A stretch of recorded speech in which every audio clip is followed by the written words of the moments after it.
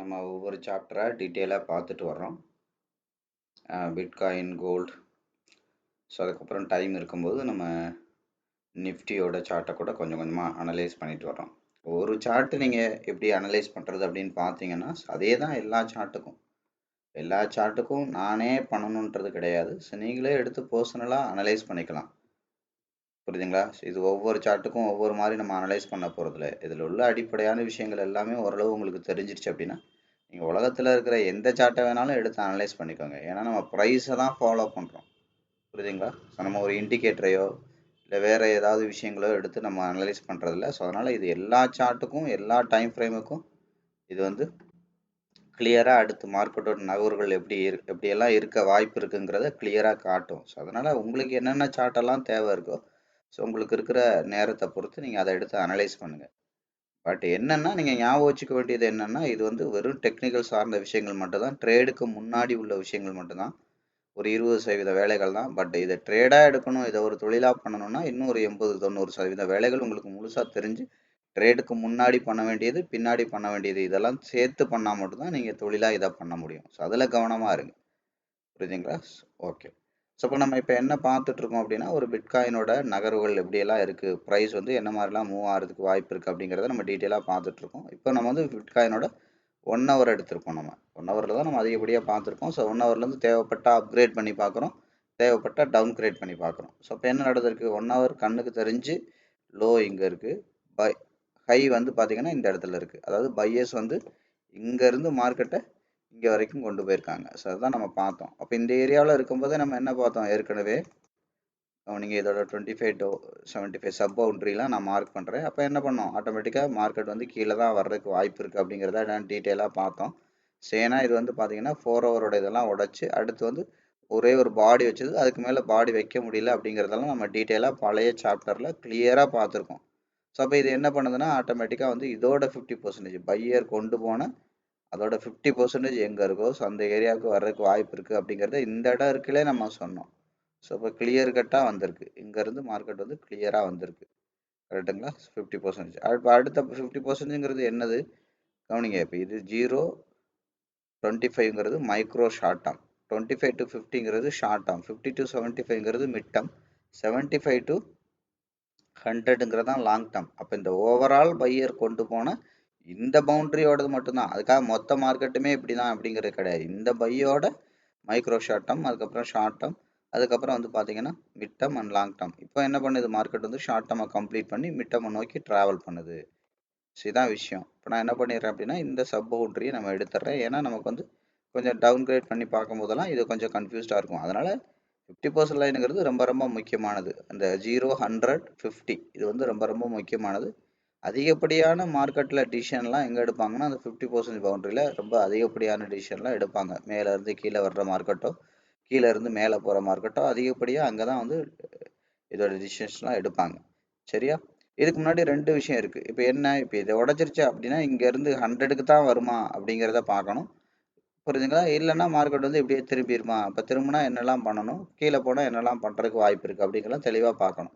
அப்போ இதை வந்து நம்ம அடுத்த பவுண்டரி என்ன தெரியும்னா என்ன பண்ணலாம், ஒன்று அப்கிரேட் பண்ணி பார்க்கணும், இல்லை டவுன் கிரேட் பண்ணி பார்க்கணும். அப்கிரேட் பண்ணால் 1 ஹவர்லேருந்து 4 ஹவர் போகிறோம், 4 ஹவர் சார்ட்டை ரீசெட் பண்ணி இப்போ அதிகபட்சம் கண்ணுக்கு தெரிஞ்சு எங்கே லோ இருக்கோ எங்கே ஹை இருக்கோ அந்த ஹையை கனெக்ட் பண்ணிங்கன்னா ஆட்டோமேட்டிக்காக அதோட பவுண்டரி கிடைக்கும். அப்போ 1 ஹவர் படி கவனிங்க, ஒவ்வொரு விஷயமும் டீட்டெயிலாக கவனிங்க. 1 ஹவர் படி பையர் கொண்டு வந்தது இது. சரியா? இப்போ இதை உடச்சி அடுத்து இந்த இடத்துல கேண்டில் அனாலிசிஸ் அது மாதிரி மேலே பண்ண வேண்டிய அந்த பையரோட இன்வால்மெண்ட்லாம் பண்ணலைன்னா மார்க்கெட் எங்கே வர்றதுக்கு வாய்ப்பு இருக்குது, இது வந்து 4 ஹவரோட 50%க்கு வர்றதுக்கு வாய்ப்பு இருக்குது. அதுக்கு பக்கத்துலேயே என்ன இருக்குது, 1 ஹவரோட பேஸ் இருக்குது. அப்போ இது ரெண்டும் சேர்த்து ஒரு பவுண்ட்ரி. தெரியுதுங்களா? இப்போ இதை உடச்சா அடுத்து மார்க்கெட் வர்றதுக்கு எங்கே வர்றதுக்கு வாய்ப்பு இருக்குது, இதோட பேஸ் இது 1 ஹவரோட பேஸு ப்ளஸ் 4 ஹவரோட 50% லைனு. அதான் நான் சொன்னேன் ப்ரைஸ் வந்து ஒன்றுக்கு ஒன்று inter connected. Short term, mid term, long term, ultra long term, இந்த மாதிரி ஒவ்வொன்றுக்குள்ள இன்டர் கனெக்ட் தான் ப்ரைஸு. புரியுதுங்களா? ஒவ்வொன்றும் அதோட ப்ரைஸோட முக்கியமான அட்ராக்டிவ் ஜோனு, சாட்டிஸ்ஃபைட் ஜோனு, இந்த மாதிரி ஜோனை தான் மார்க்கெட் ஃபாலோ பண்ணணுமே ஒழிய எப்போவுமே சும்மா சப்போர்ட்டு, ரெசிஸ்டன்ஸு, பிரேக் அவுட்டு இதெல்லாம் மார்க்கெட் ஃபாலோ பண்ணாது. மார்க்கெட் ஃபாலோ பண்ணுறதுனால ஏற்படுற என்ன சொல் ஒரு விளைவுகள் தான் பிரேக் அவுட்லாம். புரியுதுங்களா? ஸோ அதெல்லாம் மார்க்கெட் ஃபாலோ பண்ணாது. அங்கெல்லாம் மார்க்கெட் இருக்கும் அப்படிங்கிறது, வரும் போகுங்கிறதெல்லாம் அப்படியே இருக்காது. ஒவ்வொரு தடவையும் அப்போ லைஃப் லாங் மார்க்கெட் வந்து சப்போர்ட் பிரேக் அவுட்லேயே தானே சுற்றணும். அப்படி இருக்காது. மார்க்கெட் வந்து ஒரு சர்டன் பவுண்டரியில் கண்ட்ரோல் ஆஃப் ஃபியரை கிரியேட் பண்ணும், ஒரு சர்டன் பவுண்டரியில் கண்ட்ரோல் ஆஃப் க்ரீடை கிரியேட் பண்ணும், ஒரு ப்ரைஸ் ஆஃப் அட்ராக்ஷன் ஜோனில் மார்க்கெட் செட்டில் ஆகும், இல்லை ப்ரைஸ் ஆஃப் சாட்டிஸ்ஃபேக்ஷனில் செட்டில் ஆகும். இந்த மாதிரி விஷயங்கள் தான் மார்க்கெட்டில் நடக்கும். சரியா? அப்போ இதையும் உடைச்சா அப்போ என்ன நடக்கும்? இந்த 4 ஹவரோட பேஸ் இங்கே இருக்கு. ஸோ அதுக்கு முன்னாடி அடுத்து என்ன அப்கிரேட் பண்ணா என்னது? டே. அப்போ டேயோட கண்ணுக்கு தெரிஞ்சு கவனிங்க, டேயோட கண்ணுக்கு தெரிஞ்சு லோ அண்ட் ஹை பையர் கொண்டு போனதுன்னா என்ன நடந்திருக்கும்? கீழே இருந்து மேலே கொண்டு போனா பையர்.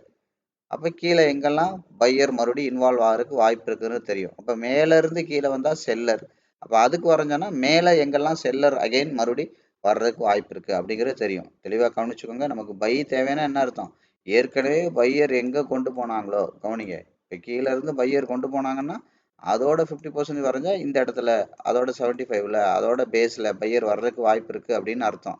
அப்போ செல்லர்னா மேல இருந்து கீழே கொண்டு வந்திருப்பாங்க ஆல்ரெடி செல்லர். அப்போ திரும்ப இதே இடத்துல போகும்போது இதோட 25, 50, 75, 100 அப்போ எந்த இடத்துல எல்லாம் மறுபடி செல்லர் வர்றதுக்கு வாய்ப்பு இருக்கு. இதை தான் நம்ம பார்க்குறோம். புரியுதுங்களா? இதெல்லாம் தெளிவாக புரிஞ்சுக்கணும். அப்போ ஒரு அடுத்தடுத்த பை எங்கே இருக்குது அப்படின்னு கண்டுபிடிக்கணும்னா அடுத்து ஏற்கனவே பையர் எங்கே கொண்டு போயிருக்காங்க அப்படிங்கிறத திரும்ப திரும்ப பார்க்கணும். அப்போ 1 ஹவரில் ஏற்கனவே எங்கே கொண்டு போயிருக்காங்க? இங்கே இருந்து இங்கே வரைக்கும் கொண்டு போயிருக்காங்க. அப்போ இதை கனெக்ட் பண்ணிட்டோம். அப்போ எங்கே வர்றதுக்கு மறுபடியும் வாய்ப்பு இருக்குது? கவனிங்க, இதெல்லாம் நான் கொஞ்சம் டீட்டெயிலாக டெலிட் பண்ணி விடுறேன். அப்போ எங்கே வர்றதுக்கு வாய்ப்பு இருக்குது? ஏற்கனவே பையர் எங்கேருந்து எங்கே கொண்டு போனாங்களோ அதோட 25 அது வந்து மைக்ரோ ஷார்ட் டேர்ம், அதோட 50 ஷார்ட் டேர்ம், அதோட 75 மிட் டேர்ம், அதோட பேஸ் 100 அப்படிங்கிறது லாங் டேர்ம். அதுக்கெல்லாம் வர்றதுக்கு வாய்ப்பு இருக்கு, அடுக்கடுக்காக வர்றதுக்கு. அப்போ பாருங்க, இப்போ ஏற்கனவே பையர் இங்க இருந்து இங்க வரைக்கும் கொண்டு போனாங்க. இப்போ இங்க வர்றதுக்கு திரும்ப வர்றதுக்கு வாய்ப்பு இருக்கு ஆட்டோமேட்டிக்கா. திரும்ப அதோட 50% எங்க இருக்கோ அங்க வரைக்கும் வர்றதுக்கு வாய்ப்பு இருக்கு. இங்க இதை மேல உடைச்சு போக முடியலன்னா என்ன இருக்கு? இதோட 50% வர்றதுக்கு வாய்ப்பு இருக்கு அப்படின்னு அர்த்தம். அப்போ 5 மினிட்ல அப்படிதான் நம்ம பார்த்தோம். 5 மினிட்டுக்கு வந்திருக்கு, ஐ மீன் 1 ஹவருக்கு வந்திருக்கு. அதுக்கப்புறம் 4 ஹவருக்கு இப்போ வந்துட்டு இருக்கு. இப்போ இங்கே மார்க்கெட் அனாலிசிஸ் 1 ஹவரோடதெல்லாம் பண்ணோம்னா 4 ஹவருக்கு வர்றதுக்கு வாய்ப்பு இருக்கா வாய்ப்பு இல்லையான்னு தெரிஞ்சிடும். ஸோ அதுக்கப்புறம் வந்து பாருங்க, மார்க்கெட்டு 1 ஹவரோட பேஸ் இருக்கு, அதுக்கப்புறம் பாருங்க 4 ஹவரோட பேஸ் இருக்கு. அப்போ இது எல்லாமே எங்க இருக்கு?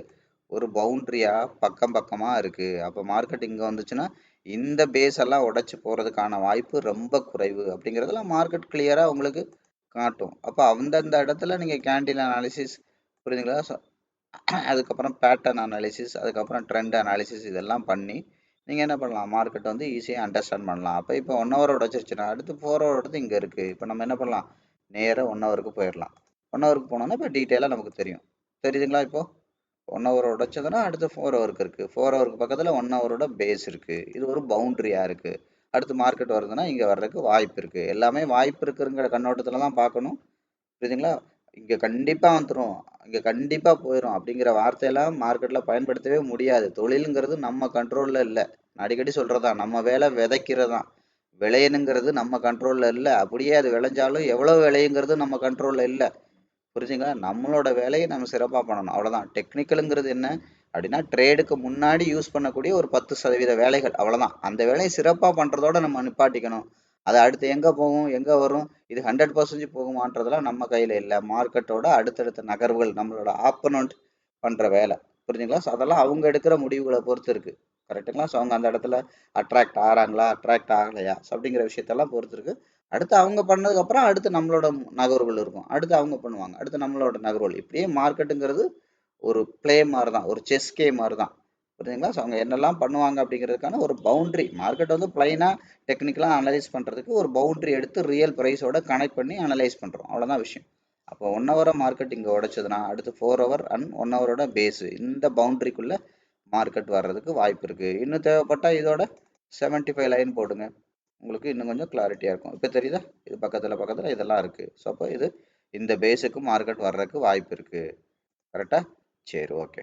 இப்போ நம்ம என்ன பண்ணுறோம்? ஆட்டோமேட்டிக்காக இப்போது நம்ம 1 ஹவர் எடுத்து அனலைஸ் பண்ணுறோம். 1 ஹவர் எடுத்து அனலைஸ் பண்ணும்போது என்ன நடந்திருக்கு? இங்கே வரைக்கும் வந்திருக்கு.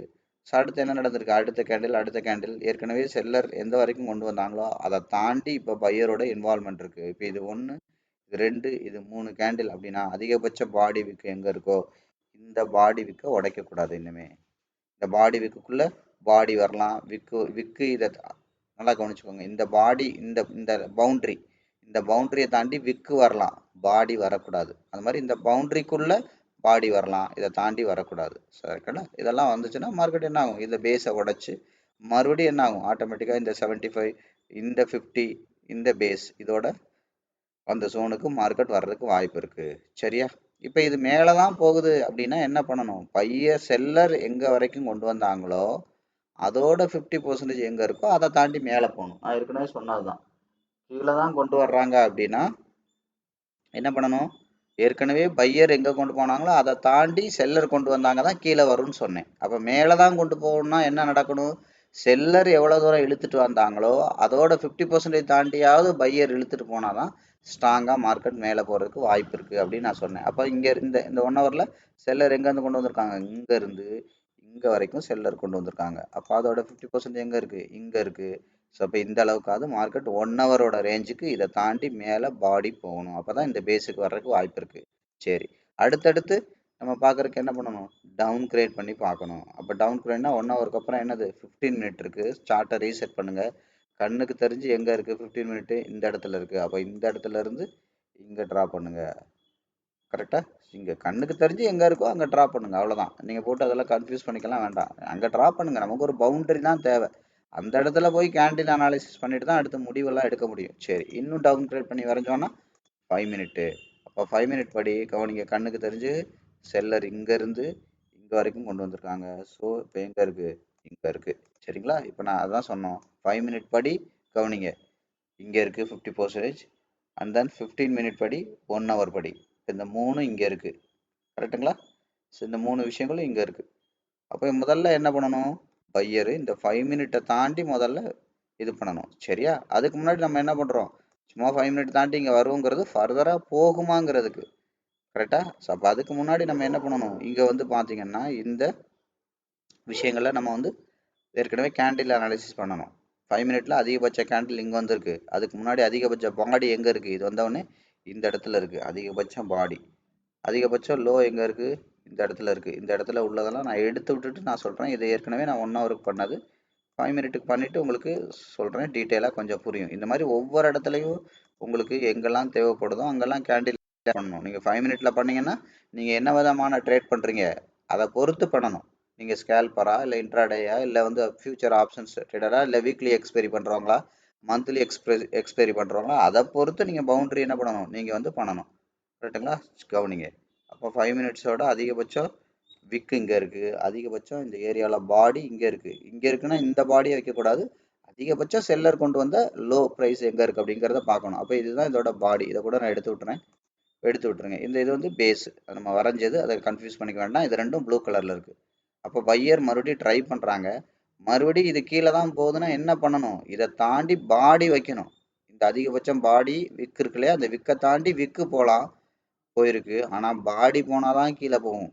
சிகப்பு கலர் பாடி போகணும், இல்லைன்னா போகாது அப்படிங்கிறத நான் சொன்னேன். அப்போ கவனிங்க. மறுபடியும் இது பாருங்கள், இது வந்து 1 2 3 கேண்டில் மெயின்டைன் பண்ணிட்டாங்கன்னா மறுபடியும் இதை உடைக்கிறதும் ஒரு 95% சிரமம் அப்படின்னு நான் சொன்னேன். அதுக்காக உடைக்கவே மாட்டாங்கன்னு நான் சொல்லலை. பையரோட இன்வால்மெண்ட் ஜாஸ்தி ஆகிடும் மார்க்கெட்டில். செல்லரை மார்க்கெட் கட்டி போட்டுருவாங்க. அதாவது என்ன அர்த்தம், கயிறு இழுக்கிறவங்களோட செல்லரோட அந்த அந்த ஃபோர்ஸ் குறைஞ்சு பையரோட ஃபோர்ஸ் அதிகமாயிரும். அதாவது செல்லரோட கண்ட்ரோல் குறைஞ்சு மார்க்கெட்டில் பையரோட கண்ட்ரோல் அதிகமாயிரும்னு அர்த்தம். ஒரு 3 கேண்டில் ஆயிடுச்சு அப்படின்னா, ஏன்னா 15 நிமிஷம் மார்க்கெட்டை கட்டி போட்டாங்க. 15 நிமிஷம்னா அப்போ அது மாதிரி இன்னொரு 3 மடங்குனா 3/4 மணி நேரம் மேலே தான் மெயின்டைன் பண்ணுறதுக்கு வாய்ப்பு இருக்குது அப்படிங்கிறது அர்த்தம். அவ்வளோதான். அதுக்காக கீழே உடைக்கக்கூடாது அப்படிலாம் கட்டாயம் கிடையாது. 95% வாய்ப்பு இல்லை. இல்லை அதோட பேசிக் டார்கெட்டுக்காவது மார்க்கெட் போகாமல் திரும்பி வர்றதுக்கான ப்ராபபிலிட்டி குறைவு அப்படின்னு தான் அர்த்தம். கரெக்டாக? அப்போ என்ன நடந்திருக்கு, திரும்பி வரும் பாருங்கள் இந்த ஏரியாவுக்குள்ளே. இங்கே தான் அல்டிமேட்டாக விக் வந்திருக்கு. மறுபடியும் என்ன பண்ணாங்க, கவனிங்க. இங்கேருந்து போன பையர் திரும்ப செல்லர் திரும்ப ஏற்கனவே எங்கே விக் பாடி கொண்டு வந்தாங்களோ அந்த பாடியை தாண்டி லைட்டாக பாடி கொண்டு வர்றாங்க பாருங்க. பாடி கொண்டு வர்றாங்க, தெரியுதா? ஆனால் எது வரைக்கும் லிமிட்டு நமக்கு, இந்த விக்கை தாண்டி இதுக்கு கீழே அதிகாரப்பூர்வமாக பாடி போடணும். அப்போனா நான் சரன்னு கீழே போகும். அப்படி இல்லைன்னா என்ன நடக்கும், மார்க்கெட் வந்து மேலே தான் மெயின்டைன் ஆகும். ஏன்னா பையரும் செல்லரும் ஈக்குவலாக ஃபைட் பண்ணுறாங்கன்னு அர்த்தம். அப்போ இந்த விக்கை தாண்டி விக்கு போகலாம், இந்த பாடியை தாண்டி இந்த பவுண்டரி வரைக்கும் பாடி போகலாம். இந்த பவுண்டரியை தாண்டி பாடி போச்சுன்னா மறுபடி செல்லர் ஸ்ட்ராங் ஆயிடுவாங்க. இதெல்லாம் தெளிவாக புரிஞ்சுக்கணும். கரெக்டா? சரி, இப்போ 5 மினிட்டுக்கு வரைஞ்சிருக்கோம். அப்ப இது மேல தான் போகுதுன்னா என்ன பண்ணணும்? இப்போ இது பை ட்ரெண்ட்ல கன்ஃபார்ம் ஆயிருக்கு. பையரோட இன்வால்வ்மெண்ட் இருக்குன்னு நம்ம பார்த்துருக்கோம். அப்ப இது மேல தான் போகுதுன்னா என்ன பண்ணணும்? இதோட 50% தாண்டி மேல போகணும். கரெக்டா? மேல பாடி வைக்கணும். விக் வைக்கக்கூடாது. விக்குங்கிறது ஆப்போசிட் கலர். மேல இருக்கிற விக்கு செல்லருக்கு சொந்தம்.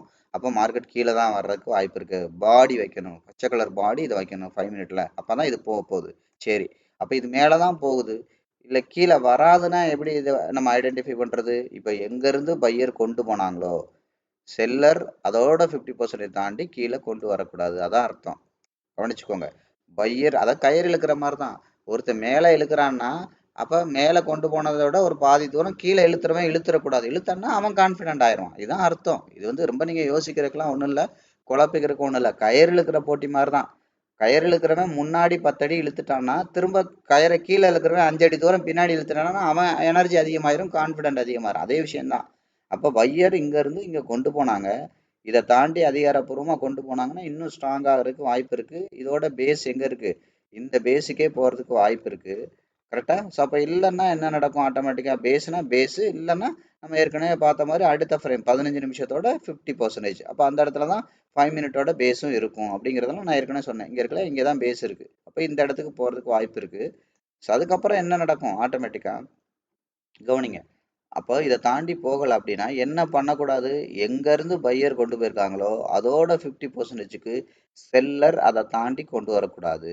அப்படி கொண்டு வந்தாங்கன்னா செல்லர் மறுபடியும் கான்ஃபிடென்ட் ஆவாங்க, இந்த பேஸுக்கே வந்துருவாங்க. அப்ப இந்த பேஸுக்கு மறுபடியும் செல்லர் வர்றாங்க அப்படின்னா என்ன ஆகும்? செல்லர் கான்ஃபிடென்ட் ஆகி இதை உடச்சி கீழே போயிடுவாங்க. அப்ப இதெல்லாம் எப்படி பார்த்துருக்கோம் ஏற்கனவே? கவனிங்க. ஏற்கனவே செல்லர் கொண்டு போன தூரம் இது, மறுபடியும் இங்க கொண்டு போக முடியல, இங்க கீழே வந்துட்டாங்க. மறுபடியும் பாருங்க, ரெண்டாவது கொண்டு போனது இதை கொண்டு போக முடியல, மறுபடியும் உடச்சி கீழே வந்துட்டாங்க. மூணாவது பாருங்க, கொண்டு போனது இதுக்கெல்லாம் கொண்டு போக முடியல, உடச்சி கீழே வந்துட்டாங்க. நாலாவது கொண்டு போனது பையர் கொண்டு போனது இதை கொண்டு போக முடியல, உடச்சி கீழே வந்துட்டாங்க. அடுத்து அஞ்சாவது பையர் கொண்டு போனது இதை கொண்டு போக முடியல, ட்ரை பண்ணியிருக்காங்க பாருங்க. இங்க ட்ரை, ஒரு பச்சை கலர் ட்ரை, இங்க ட்ரை கொண்டு போனாங்க, இதை கொண்டு போக முடியல, உடச்சி கீழே வந்துட்டாங்க. இப்போ ஆறாவது கொண்டு போனது இப்போ இங்க கொண்டு போக ட்ரை பண்றாங்க, கொண்டு போக முடியலன்னா இதை உடச்சி கீழே வந்துருவாங்க. இதான் பேட்டர்ன். இதான் பேட்டர்ன். இப்படி பேட்டர்னை வந்து நீங்க கனெக்ட் பண்ணி பார்க்கணும். எத்தனை தடவை கொண்டு போயிருக்காங்க, முடியுதா முடியலையா, அப்ப எது வரைக்கும் கொண்டு போயிருக்காங்க, அப்ப அதுக்குள்ளே சப் பவுண்டரி வச்சு பார்க்கணும். அப்படின்னா என்ன அர்த்தம்? கவனிங்க. ஒவ்வொரு விஷயத்தையும் நான் தெளிவா சொல்லித்தரேன், நீங்க கவனிக்கணும். அப்ப சப் பவுண்டரினா என்ன அர்த்தம்? கவனிங்க. இப்போ பையர் கொண்டு போனது எவ்வளவு? இப்போ இது வரைக்கும் கொண்டு போயிருக்காங்களா லாஸ்டா? சரி, கவனிங்க. இப்போ முதல் டைம் என்ன பண்றாங்க? இங்கே ஒரு இவ்வளவு தூரம் செல்லரா கொண்டு வந்தாங்க. முதல் டைம் இங்க கொண்டு போனாங்க. இது வரைக்கும் கொண்டு போயிருக்காங்களா? அதான் கேள்வி. கொண்டு போகல. சரி, ஓகே. அப்ப என்ன நடக்கும்? இதை உடைச்சு கீழே வந்துடும். வந்துருச்சா? ரைட்டு. இப்போ மறுபடியும் ட்ரை பண்றாங்க. இது வரைக்கும் கொண்டு போனாங்களா? ஓவரால் இப்போ இது இண்டிவிஜுவல். அட்லீஸ்ட் இது வரைக்காவது கொண்டு போகணும். இந்த ஹை இந்த லோக்குள்ள கொண்டு போனாதான் என்ன சொன்னேன்? இன்சைட் பேட்டர்னாவது போடணும். போட்டிருக்காங்களா? போடலை. சரி, அப்போ போட முடியல. அப்போ இது கொண்டு போக முடியல. அப்போ என்ன ஆகும்? மார்க்கெட்டு இந்த பேஸுக்கே வந்துடும். கரெக்டா? இந்த பேஸுக்கே வரும்போது என்ன பண்ணக்கூடாது? இந்த பேஸை தாண்டி ரெட் கலர் கேண்டில் போட்டாங்கன்னா செல்லர் மறுபடியும் கீழே ஸ்ட்ராங்கா போயிடுவாங்க. போல. சரி, கவனிங்க. இப்போ இது வரைக்கும் கொண்டு போனாங்க, இங்க வரைக்கும் வந்தாங்க, பாடி போடல, விக்கு தான் போனாங்க. இப்போ இது வரைக்கும் கொண்டு போனாங்க, இது வரைக்கும் கொண்டு போனாங்க. கரெக்ட். அடுத்து என்ன பண்ணாங்க? திரும்ப பாருங்க, இங்க ட்ரை பண்றாங்க. இது வரைக்கும் கொண்டு போனாங்களா? பேஸ் இங்க இருக்கு, இருந்தாலும் இண்டிவிஜுவலே பார்ப்போம். இது வரைக்கும் கொண்டு போனாங்களா? கொண்டு போக முடியல. அப்ப என்ன நடக்கும்? இதை உடச்சு கீழே வந்துரும்னு அர்த்தம். வந்திருக்காங்களா? இங்க வந்திருக்காங்களா? உடச்சு கீழே வந்துரும். வந்திருக்காங்களா? அடுத்து என்ன பண்றாங்க? இதை ட்ரை பண்றாங்க. இப்போ இங்கே போயிட்டாங்க. இப்போ இங்கே உடச்சு இப்போ என்ன பண்ணாங்க? மறுபடியும் கீழே இதோட 50% வரலன்னா என்ன ஆகும்? இதை உடச்சு இங்கே போகும், இதை உடச்சு இங்கே போகும். இப்போ இந்த இதுக்கு வரும். இப்போ இது பேஸுக்கே வரும்னு அர்த்தம். இப்படிதான் மேலே கீழே கேண்டிலை பார்க்கணும், பேட்டர்னை பார்க்கணும், ட்ரெண்டை பார்க்கணும், பவுண்டரியை பார்க்கணும். இந்த மாதிரி 4 விஷயத்தையும் நீங்க ரீட் பண்ணிக்கிட்டே இருக்கணும். 4 விஷயத்தையும் அனலைஸ் பண்ணிக்கிட்டே இருக்கணும். சும்மா ஒரு இடத்துல மொட்டையை எடுத்து வச்சுட்டு இப்படிதான் இருக்கும், அப்படிதான் இருக்கும் அப்படிங்கிறதெல்லாம் நினைக்கக்கூடாது. பட் இது எல்லாமே வந்து பாத்தீங்கன்னா ட்ரேட் எடுக்கிறதுக்கு 10% முன்னாடி உள்ள வேலைகள் தான். ட்ரேட் எடுத்ததுக்கு அப்புறம் தான் 80% வேலைகள் இருக்கு. புரியுதுங்களா? அதாவது ஒரு நல்ல தொடக்கம் ஒரு 50% வெற்றிக்கு சமம்னு சொல்லுவாங்க. ஒரு விஷயத்த ஆரம்பிக்கும் போதே தெளிவா ஆரம்பிச்சிட்டிங்கன்னா நீங்க பாதி ஜெயிச்ச மாதிரி அப்படிம்பாங்க. அதனாலதான் இந்த விஷயம் ரொம்ப முக்கியம். அதனாலதான் இவ்வளோ வீடியோஸ் நான் என்ன பண்றேன், டெக்னிக்கல்ல மட்டுமே ஃபோக்கஸ் பண்ற காரணம் என்னன்னா இதான் விஷயங்கள். அப்போ இதை பத்தி நீங்க டீட்டெயிலா தெரிஞ்சுக்கணும். இப்போ இது மேலதான் போகுது அப்படின்னா இந்த 25 உடைக்கல, அது பக்கத்துல போயிட்டு திரும்பிட்டாங்க. அப்ப இது மேலதான் போகுது அப்படின்னா ஏன் பக்கத்துல திரும்புறாங்க? இப்ப இதையும் கூட நான் உங்களுக்கு டீட்டெயிலா சொல்றேனே, கவனிங்க. அதாவது ஒரு விஷயம் பாடிக்கு வரையலாம், விக்குக்கு வரையலாம். கவனிங்க, இதை நான் எல்லாத்தையும் ரிமூவ் பண்ணிடுறேன். இது 5 மினிட், 5 மினிட்டோட அதிகபட்சம் ஹை இங்க இருக்கு, லோ இங்க இருக்கு. பாடி டு பாடி கனெக்ட் பண்ணேன். அதிகபட்ச விக்கு இங்க இருக்கு, அதிகபட்ச லோல உள்ள விக்கு இங்க இருக்கு. இப்ப நான் என்ன பண்றேன், அதே மாதிரி அதிகபட்சம் பாடி எங்க இருக்கு, இந்த ஏரியாக்குள்ள இங்க இருக்கு அதிகபட்ச பாடி. இந்த பாடியில இருந்து கீழே குறைஞ்சபட்ச பாடி எங்க இருக்கு, இங்க இருக்கு. இதுக்கு கனெக்ட் பண்றேன். அப்ப என்ன ஆகும், இது ரெண்டும் ஒரு பவுண்டரி. புரியுதா? 5 மினிட்ல இப்படிதான். இப்படி நீங்க பாடி டு பாடியும் வரையலாம், விக்கு டு விக்கும் வரையலாம். சப்போர்ட் ரெசிஸ்டன்ஸ் இந்த மாதிரியும் எடுக்கலாம். கரெக்டா? ஒன்று உங்களோட லாங்குவேஜில் சொல்லணும்னா. அதே மாதிரி ட்ரெண்ட் லைன் என்ன பண்ணலாம், விக்கு டு விக்கும் வரையலாம், விக் டு பாடியும் வரையலாம். ரெண்டுமே நீங்க வரையலாம். டபுள் கன்ஃபர்மேஷன் நீங்க எடுத்துக்கலாம். இந்த மாதிரி டபுள் கன்ஃபர்மேஷன் கூட நீங்க எடுத்துக்கலாம். புரியுதுங்களா? ஸோ இதெல்லாம் நீங்கள் டீட்டெயிலாக தெரிஞ்சுக்கோங்க. அப்போ என்ன நடக்கணும், மார்க்கெட் இதோட 50% தாண்டி மேலே தான் போகுது அப்படின்னா 25 நம்ம பார்த்தாலே தாண்டி மேலே தான் போகுது. வாட்டெவர் எதுவாக இருந்தாலும் ரூல் ஒன்று தான். இதை தாண்டி மேலே போகுதுன்னா அப்போ என்ன பண்ணக்கூடாது, திரும்ப எங்கேருந்து பையர் கொண்டு போனாங்களோ இன்னும் இது மேலே மேலே தான் போகணும்னா பையர் கொண்டு போனதை தாண்டி என்ன பண்ணக்கூடாது, அதோட 50% தாண்டி கீழே வந்துச்சுன்னா இது மறுபடியும் மேலே போகிறதுக்கான ப்ராபபிலிட்டி குறைவு. குறைவுனா ரொம்ப டைம் எடுத்து தான் போக முடியும். மறுபடியும் ஏன், செல்லர் வந்து ஸ்ட்ராங் ஆயிடுவாங்க. அவங்கள்ட்ட போராடி ஜெயிச்சு தான் மறுபடியும் என்ன ஆகும், பையர் வந்து மேலே கொண்டு போக முடியும். ரொம்ப டைம் டிலே ஆகும். டைமாவது கண்டிப்பாக மார்க்கெட்டில் எடுக்கும் அப்படிங்கிறது அர்த்தம். அதனால இந்த வீடியோவில் உள்ள விஷயங்களை, இந்த சாப்டரை வந்து நீங்கள் நுணுக்கமாக பாருங்கள். இந்த சாப்டரில் வந்து நான் அப்கிரேட் பண்ணி காமிச்சிருக்கேன், டவுன் கிரேட் பண்ணி காமிச்சிருக்கேன். ஸோ ஒவ்வொரு பவுண்டரியும் இன்னும் ஷார்ட் பண்ணி எப்படி நீங்கள் ரீட் பண்ணுறது அப்படிங்கிறதெல்லாம் தெளிவாக காமிச்சிருக்கேன். அடுத்தடுத்த பவுண்டரி மார்க்கெட் எங்கெல்லாம் போகிறதுக்கு வாய்ப்பு இருக்குது அதெல்லாம் உங்களுக்கு தெளிவாக காமிச்சிருக்கேன். ஸோ அதனால் இந்த வீடியோலாம் நீங்கள் என்ன பண்ணுங்கள், ரொம்ப டீட்டெயிலாக நுணுக்கமாக பாருங்கள். இது மற்ற சேனல் மாதிரி கிடையாது. அதனால் நான் எப்பவும் சொல்கிறதான், இதை கொஞ்சம் நீங்கள் டீட்டெயிலாக நுணுக்கமாக பார்க்கணும், புரிகிற வரைக்கும் பார்க்கணும். சரியா? இப்போ நம்ம என்ன பண்ணலாம், கோல்டோட அந்த சார்ட் எடுத்துப்போம். இப்போ கோல்டோட நம்ம என்ன பண்ணலாம், எப்போவுமே ஒரு சார்ட் ஆரம்பிக்கிறதா இருந்தால் கொஞ்சம் லாங் டேர்மில் இருந்து ஷார்ட் டேர்முக்கு வாங்க. எடுத்தோடனே ஷார்ட் டேர்ம் ரொம்ப பக்கத்தில் பார்த்துட்டு இப்படி தான் மார்க்கெட் இருக்குன்னு முடிவு பண்ணாதீங்க. கொஞ்சம் தூரத்தை இன்வெஸ்ட்மெண்ட்டை பொறுத்த வரைக்கும் லாங் டேர்முங்கிறது மந்த்லி, ட்ரேடை பொறுத்த வரைக்கும் லாங் டேர்முங்கிறது 1 ஹவர். இதெல்லாம் நான் தெளிவாக நான் சொல்லியிருக்கேன். அப்போ என்ன பண்ணுங்கள், ட்ரேடை பொறுத்த வரைக்கும் அதோட 1 ஹவருங்கிறது என்னது, 1 ஹவர். Long டேர்ம்ங்கிறது 1 hour. அப்போ 1 ஹவர் அளவுக்கு முதல்ல பார்த்து தேவைப்பட்டால் டவுன் கிரேட் பண்ணி வாங்க, தேவைப்பட்டால் அப்கிரேட் பண்ணி போங்க. புரியுதுங்களா? எடுத்தோடனே 5 நிமிஷத்தை பாட்டு மார்க்கெட் இப்படி தான் இருக்கும் அப்படிங்கிறத நீங்கள் முடிவு பண்ணாதீங்க. அதெல்லாம் அப்படிலாம் மார்க்கெட் இருக்காது. புரியுதுங்களா? ஓகேவா? மார்க்கெட் அதோட ப்ரைஸை தான் ஃபாலோ பண்ணும். நீங்கள் வரைஞ்சி வச்சிருக்க பவுண்டரி எல்லாம் ஃபாலோ பண்ணாது. புரியுதா? நீங்கள் இங்கே சப்போர்ட் இருக்குது, இங்கே ரெசிஸ்டன், அதெல்லாம் மார்க்கெட் ஃபாலோ பண்ணாது. அது 5 நிமிஷத்துலையும் இருக்கத்தான் செய்யும், 1 ஹவர்லையும் இருக்கத்தான் செய்யும், டேலையும் இருக்கத்தான் செய்யும். ஒரு இண்டிகேட்டர் 5 நிமிஷத்தில் பை காட்டும், 1 ஹவரில் செல் காட்டும், டேல செல் காட்டுன்னா மார்க்கெட் எதை ஃபாலோ பண்ணும், யோசிங்க. மார்க்கெட்டே கன்ஃபியூஸ் ஆயிரும். மார்க்கெட் அதெல்லாம் ஃபாலோ பண்ணாது. புரியுதுங்களா? நீங்க எடுத்து வச்சிருக்கீங்க அந்த இண்டிகேட்டர், அது உங்களுக்கு வேணா அது நீங்க ஃபாலோ பண்ணிக்கோங்க. மார்க்கெட் வந்து பிரைஸ் தான் ஃபாலோ பண்ணும். பிரைஸை தான் வால்யூம் அட்ராக்ட் பண்ணும். பிரைஸ் தான் வால்யூமை டிஸ்ட்ரிபியூட் பண்ணும். புரியுதுங்களா? மார்க்கெட்டை லீட் பண்றது வால்யூம் தான்.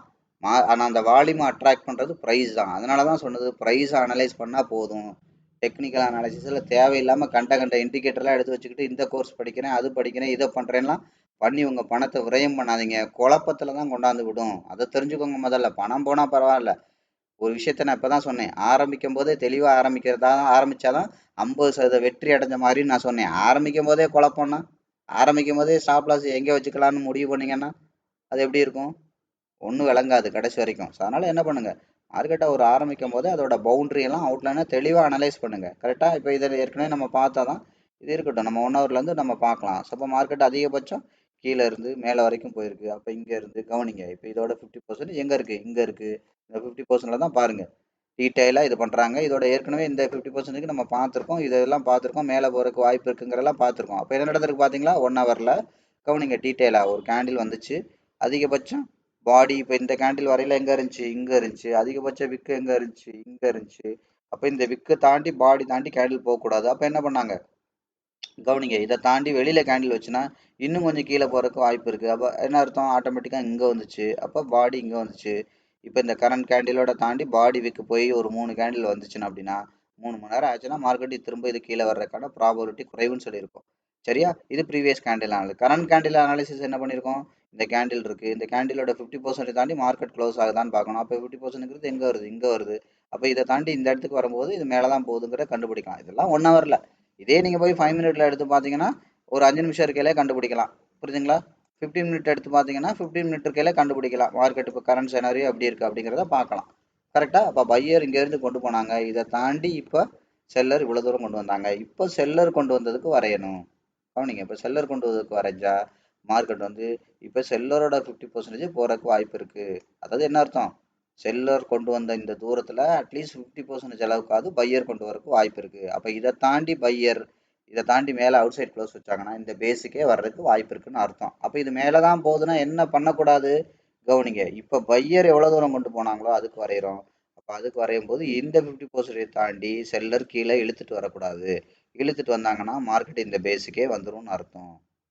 இப்படிதான் இதெல்லாம் ஓவரால் பவுண்டரி அனாலிசிஸ். புரிஞ்சுங்களா? இப்போ இதை நுணுக்கமாக பார்க்கணும்னா இதோட பாடி இங்கே இருக்குது, விக்கர் இங்கே இருக்குது. அப்போ என்ன பண்ணலாம்? மார்க்கெட் இந்த பாடிக்குள்ளே பாடி வரலாம், பாடியை தாண்டி பாடி வரக்கூடாது. விக்குக்குள்ளே விக்கு வரலாம், விக்கை தாண்டி விக்கு வரலாம். புரியுதுங்களா? விக்கை தாண்டி பாடி வரக்கூடாது. ஸோ இதெல்லாம் நீங்கள் தெளிவாக புரிஞ்சுங்க. Candle analysis, current candle, previous candle. அப்போ கேண்டில் அனாலிசிஸ் நம்ம பார்த்துருக்கோம். கீழே உள்ள பாடி பையருக்கு, ஐ மீன் விக்கு பையருக்கு சொந்தம், மேலே உள்ள விக்கு செல்லருக்கு சொந்தம். பாடி பச்சை கலர்னா பையருக்கும், சிகப்பு கலர்னா செல்லருக்கும் சொந்தம். அப்போ இதெல்லாம் நீங்கள் டீட்டெயிலாக இன்ச் பை இன்ச்சாக நீங்கள் என்ன பண்ணணும்? அனலைஸ் பண்ணணும். அனலைஸ் பண்ணால் மட்டும் தான் தெரியும். இப்போ நான் என்ன பண்ணேன், இங்கேருந்து பையர் கொண்டு போன தூரத்தை தாண்டி செல்லர் கொண்டு வந்தாங்க. இப்போ செல்லர் கொண்டு வந்த தூரத்தை தாண்டி 50% நோக்கி பையர் கொண்டு போகிறாங்க. இதை தாண்டிச்சுன்னா இந்த பேஸுக்கே வந்துடும். அப்போ இந்த பேஸில் பாடி எங்கே இருக்குது? இங்கே இருக்குது. விக்கு இங்கே இருக்குது. இந்த பேஸுக்கு மார்க்கெட் வர்றதுக்கு வாய்ப்பு இருக்குது அப்படிங்கிறது தான். புரியுதா? வாய்ப்பு இருக்குது அப்படிங்கிறது. அப்போ இன்னும் இதை டவுன் கிரேட் வரைஞ்சிங்கன்னா உங்களுக்கு இன்னும் டீட்டெயிலான விஷயங்கள் தெரியும். அப்போ 15 மினிட். இப்போ 15 மினிட்டுக்கு தான் இங்கே என்ன பண்ணியிருக்கோம், 1 ஹவரில் இங்கே டேரெக்டாக வரைஞ்சிருக்கோம். அப்போ இது 15 மினிட்டோடது. இன்னும் டவுன் கிரேட் பண்ணி வரைஞ்சா என்ன தெரியும்? பையரோட இன்வால்மெண்ட் எப்படி இருக்குன்னு தெரியும். அப்போ இதுலேயும் 5 மினிட்ல என்ன நடக்குது? இதே ஹையர் லோ தான் இருக்குது. அப்போ இன்னும் நமக்கு இன்னும் போகணும்னா 1 மினிட்ல போய் இன்னும் டவுன் கிரேட் பண்ணி வரையணும். இப்போ 1 மினிட்ல டவுன் கிரேட் பண்ணி வரைஞ்சிருந்தா என்ன இருக்கும்? ஆட்டோமேட்டிக்காக இப்போ இங்கேருந்து இங்கே சொந்து போயிட்டாங்க. அப்போ இதுக்கு முன்னாடி எப்படி இருந்திருக்கும் இது? இப்போ இப்படி இருந்திருக்கும். அப்போ இந்த இதுக்கு நீங்கள் இப்படி வரைஞ்சிங்கன்னா இப்போ அட்வான்ஸாக இந்த இடம் இருக்கல நமக்கு என்ன தெரிஞ்சிருக்கும்? இந்த இடம் வந்து நமக்கு டீட்டெயிலாக தெரிஞ்சிருக்கும். அவ்வளோதான் விஷயம். அந்த நேரம் போய் வரையணும். முடிஞ்சு போன மார்க்கெட்டில் வரையக்கூடாது. அதனால தான் எப்போவுமே கரண்ட் மார்க்கெட் அனாலிசிஸ் ரொம்ப ரொம்ப முக்கியம். இப்போ நீங்கள்லாம் ட்ரேட் எடுக்கிறதுக்கு என்ன பண்ணுவீங்க? முடிஞ்சு போன மார்க்கெட்டாக பார்ப்பீங்க. இங்கே இது இருக்குது, அங்கே அது இருக்குது, இங்கே முடிஞ்சு போன மார்க்கெட் தான், அதான் முடிஞ்சு போச்சே. அது ஒரு 30% தான் வேலை செய்யும். 70% கரண்ட் மார்க்கெட் அனாலிசிஸ் வந்து ரொம்ப ரொம்ப முக்கியம். கரெக்டாக? ஸோ அதுதான் நம்ம இங்கே பார்க்குறோம் ஒவ்வொரு விஷயமா. அடுத்து இதை உடைச்சா எங்கே போகும்? இங்கே பாருங்கள். அதுதான் நான் சொன்னேன், கவனிங்க. இது 1 மினிட். 1 மினிட்டோட பேஸ் எங்கே இருக்கோ அந்த பேஸில் தான் என்ன இருக்குது? 5 மினிட்டோட 50% இருக்குது. ஒன்றுக்கு ஒன்று இன்டர் கனெக்டட். நான் சொன்னேன் இல்லையா? அதனால தான் மார்க்கெட் என்ன சொல்கிறேன், தேவையில்லாத இண்டிகேட்டர்லாம் எடுத்து வச்சுட்டு ரொம்பலாம் பார்க்க வேண்டாம். ஒரு பவுண்டரியை ரெண்டாக உடைச்சி அனலைஸ் பண்ணாலே போதும். அதுக்கு மேலே உள்ளது ஓவர் வேல்யூ, கீழே உள்ளது அண்டர் வேல்யூ. இப்படி பார்த்தா போதும். அவ்வளோதான் விஷயம். இவ்வளோதான் விஷயம். அப்போ ஓவர் வேல்யூக்கு போச்சுன்னா மார்க்கெட் என்ன பண்ணும்? இந்த இடத்துல அண்டர் வேல்யூவில் பை பண்ண பெரிய பெரிய பணக்காரங்க ஓவர் வேல்யூலேருந்து அதுக்கு மேலே மேலே போக போக எக்ஸிட் ஆகிட்டே இருப்பாங்க. அப்போ மார்க்கெட்டோட ஃபோர்ஸ் குறைஞ்சிட்டே இருக்கும். பையரோட ஃபோர்ஸ் குறையும், செல்லரோட ஃபோர்ஸ் அதிகமாகிட்டே இருக்கும். இதுதான் லாஜிக். இந்த அடிப்படை தான் மார்க்கெட்டில் நீங்கள் புரிஞ்சுக்கணும். இந்த அளவுக்கு நீங்கள் திங்க் பண்ணி அதுக்கு தகுந்த மாதிரி ரியாக்ட் பண்ணீங்கன்னா நீங்களும் அந்த ஜெயிக்கிற 1% பீப்புளோட அந்த கம்யூனிட்டியில் நீங்களும் ஜாயின் பண்ணுறீங்கன்னு அர்த்தம். இவ்வளோதான் ரகசியம். புரியுதா? இந்த விஷயமே உங்களுக்கு தெரியல. அப்போ நீங்கள் எப்படி ட்ரேட் பண்ணியிருப்பீங்க? அது உங்களுக்கு ஏன் அப்புறம் லாஸ் மேலே லாஸ் வராது? இந்த அடிப்படையை மாற்றுங்க. பணக்காரன் என்ன பண்ணுறான்? அதான் நான் சொல்கிறேன்ல, பணக்காரன் சொல்கிறதெல்லாம் செய்யாதீங்க. அவன் என்ன செய்கிறான்னு பார்த்து செய்யுங்க. அப்போ தான் நீங்கள் பணக்காரனாக முடியும். பணக்காரன் சொல்கிறதெல்லாம் செஞ்சீங்கன்னா அவன் பணக்காரன் ஆயிடுவான், நீங்கள் ஏழை ஆயிடுவீங்க. கரெக்டாக? பணக்காரன் என்ன செய்கிறான்னு பாருங்க. அடிக்கடி சொல்கிறதான், ஜாதி ஜாதி ஜாதின்னு உங்களை கிளப்பி விடுறவன் அவன் பொண்டாட்டி பிள்ளைய ஏதாவது போராட்டம்னா தீக்குளிக்க வைக்கிறானான்னு பாருங்க. அவன் உங்களை தீக்குளிக்க வைக்கிறானா அவன் குளிக்கிறானான்னு பாருங்க. அவன் உங்களை கிளப்பி விட்டு அவன் போயிடுவான் காசை வாங்கிட்டு. புரியுதா? நீங்க உட்காந்துக்கிட்டு வெட்டுப்பட்டுக்கிட்டு ரத்தம் செஞ்சுக்கிட்டு உட்காந்துருப்பீங்க. அவன் செய்யறானான்னு பாருங்க. அவன் பொண்டாட்டி பிள்ளை எல்லாம் எப்படி இருக்குன்னு பாருங்க. அவன் பையன் அமெரிக்கால படிச்சுக்கிட்டு இருப்பான். நீங்க உட்காந்துட்டு அருவாளை தூக்கிட்டு உட்காந்துருப்பீங்க. யோசிங்க. அவன் சொல்றதை செய்யாதீங்க. அடிமுட்டாளா இருக்காதீங்க. அவன் என்ன செய்யறான்னு பாருங்க. அவன் என்ன செய்யறான்? அவன் பொண்டாட்டு பிள்ளைய எந்த அளவுக்கு பாதுகாத்து வைக்கிறான்னு பாருங்க. அது மாதிரி உங்க பொழப்ப பார்த்துட்டு உங்க பொண்டாட்டு பிள்ளைய பார்த்துட்டு போறதுக்கு வழி பாருங்க. இது எல்லாத்துக்கும் பொருந்தும். ஜாதிக்கு இல்ல, மதத்துக்கும் அப்படிதான். புரியுதா? மதத்தை ஒரு உணர்வு பூர்வமா ஃபாலோ பண்ணலாம். மதத்தை கடவுளோட ஒரு உணர்வோட இருக்கலாம். ஆனா மத வெறி இருக்கக்கூடாது. எல்லாத்துலயுமே வெறி இருக்கக்கூடாது. பணம் வேணும் கண்டிப்பா. பணம் தான் எல்லாம். பணம் தான் மரியாதையை சம்பாரிச்சு கொடுக்கும். புரியுதுங்களா? பணம் தேவையில்லைன்னா ஒருத்தன் சொல்றான்னா அவனை நம்பாதீங்க. பணம் தான் எல்லாம். உங்களோட வளர்ச்சிக்கான அளவுகோலே பணம் தான். எந்த கடவுளும் நீ ஏழையா இரு, தரித்திரனா இரு, பிச்சைக்காரனா இருக்கணும்னு எந்த கடவுளும் சொல்றது இல்ல. அப்பா அம்மா சொல்றது இல்ல. கடவுளும் சொல்ல மாட்டாரு. நீங்க நல்லா இருக்கணுங்கிறக்காக தான் எல்லா வசதியும் பண்ணியிருக்காங்க. ஆனா எப்படி வேணாலும் பணம் சம்பாதிக்கலாம். பண வெறி இருக்கக்கூடாது. புரியுதுங்களா? பண வெறியா அது வெறியா மாறக்கூடாது. எவன் கெட்டாலும் பரவாயில்ல, எவன் குடும்பம் அழிஞ்சாலும் பரவாயில்ல, எனக்கு பணம் சம்பாதிக்கணும், நான் பணம் சம்பாரிச்சா போதும் அப்படின்னு நினைக்காதீங்க. புரியுதுங்களா? நல்ல விஷயம். மதங்கிறது நல்ல விஷயம். கடவுள்கிட்ட சேர்க்கறதுக்கான, கடவுள்கிட்ட இன்னும் க்ளோஸ் ஆகிறதுக்கான விஷயம். புரியுதுங்களா? அது வெறியா மாறக்கூடாது. 1000 உடம்புல 1000 பார்ட்ஸ் இருந்தாலும் வாய் வழியா தான் சாப்பிடுறோம். அதுக்கான ஒரு வழி தான் மதம். புரியுதா? காது வழியா சாப்பிட முடியாது, மூக்கு வழியா சாப்பிட முடியாது. சாப்பிட்றதுக்குன்னு ஒரு வழி இருக்குல்ல, வாய் வழியா தான் சாப்பிட முடியும். அதே மாதிரி வர விஷயங்கள் தான் மதம். மதங்கிறது மனுஷனை கடவுளோட க்ளோஸ் ஆக்கணும். புரியுதுங்களா? ஆனா மனுஷனோட மனுஷனா பகையாக்க கூடாது. இது எப்படி மதமாகும்? அது மத வெறி. எதுவுமே வெறி பிடிக்க கூடாது. வெறி பிடிச்சா நாய்க்கு நாய்க்கு வெறி பிடிச்சா சுருக்குல விடுவான். அந்த மாதிரி அவனை கொல்லதான் வேணும், வெறி பிடிச்சவனை. அப்ப நீங்க நல்லா பாருங்க. அடுத்தவன் சொல்றத நம்பாதீங்க. அவங்க அவங்க என்ன பண்றாங்கன்னு பார்த்து பண்ணுங்க. எல்லாத்துலயும் உங்களை டெம்ப் பண்ணிட்டு அவங்க போயிருவாங்க. புரியுதா? அடுத்தவங்க சொல்றத நம்பாதீங்க. உணர்ச்சிக்கு அடிமையா இருக்காதீங்க. உண்மைக்கு அடிமையா இருங்க எப்பவுமே. அதான் நல்லது. சக மனுஷனை மனுஷனா பாருங்க. அவங்களுக்கு உண்டான மரியாதையை கொடுங்க. இதை விட ஒரு பெரிய ஒரு அடிக்ஷன் வந்து உலகத்திலே கிடையாது. இதைத்தான் எல்லா மதமும் சொல்லுது. உன்னை நேசிக்கிற மாதிரி அடுத்தவனை நேசி. உனக்கு வலிச்சுன்னா அடுத்தவனுக்கு வலிக்கும். அன்பு. எல்லா மதமும் இதைத்தானே சொல்லுது. எந்த மதமாவது இல்ல இல்ல யாரையாவது வெட்டி சாய் கொண்டு வச்சு கொள்ளுன்னு எந்த மதமாவது சொல்லுமா? சொன்னா அது எப்படி முதல்ல கடவுளா இருக்க முடியும்? அது பிசாசா தானே இருக்க முடியும். ஒரு மனுஷனை சக மனுஷனோட சந்தோஷமா இரு. உங்க அப்பா அம்மா இருக்காங்கன்னா, டே தம்பியோட அடிச்சுக்காத, அக்காவோட சண்டை போடாத அப்படித்தானே சொல்லுவாங்க. அதுதானே நல்ல அப்பா அம்மாவா இருக்க முடியும். அதே மாதிரி தானே கடவுளும் எதிர்பார்ப்பாரு. அது மாதிரி கடவுள் நீங்க நல்லா ஞானத்தோட இரு, நல்லா படிச்சு, நல்லா அறிவாளியா இரு, நல்லா சம்பாரி, நல்லா சாப்பிடு, நல்லா தூங்கு, நல்லா திருப்தியா இரு, இப்படிதானே அப்பா அம்மா சொல்லுவாங்க. அதே மாதிரி தானே கடவுளும் சொல்லுவாரு. நீ பிச்சைக்காரனா இரு, கருத்தனா இது பணம் இருந்தா நான் அப்படிலாம் எந்த கடவுளும் இல்லை. நீங்க பணத்துக்கு முக்கியத்துவம் கொடுக்குறீங்களா, கடவுளுக்கு முக்கியத்துவம் கொடுக்குறீங்களா? அதான் மேட்ரு. எனக்கு பணம் இருக்குப்பா, எனக்கு கடவுளாவது ஒரு மண்ணாவது. நீங்க நல்லா பாத்தீங்கன்னா தெரியும். இதெல்லாம் நீங்க கவனிச்சு பாருங்க. இந்த 5 லட்சம் 10 லட்சம் 15 லட்சத்துக்கு கார் வாங்குறவெல்லாம் இந்த கடவுளோட பேர் போட்டு இவர் துணை, பெருமாள் துணை, இயேசுவுக்கு புகழ் இதெல்லாம் எழுதியிருப்பாங்க.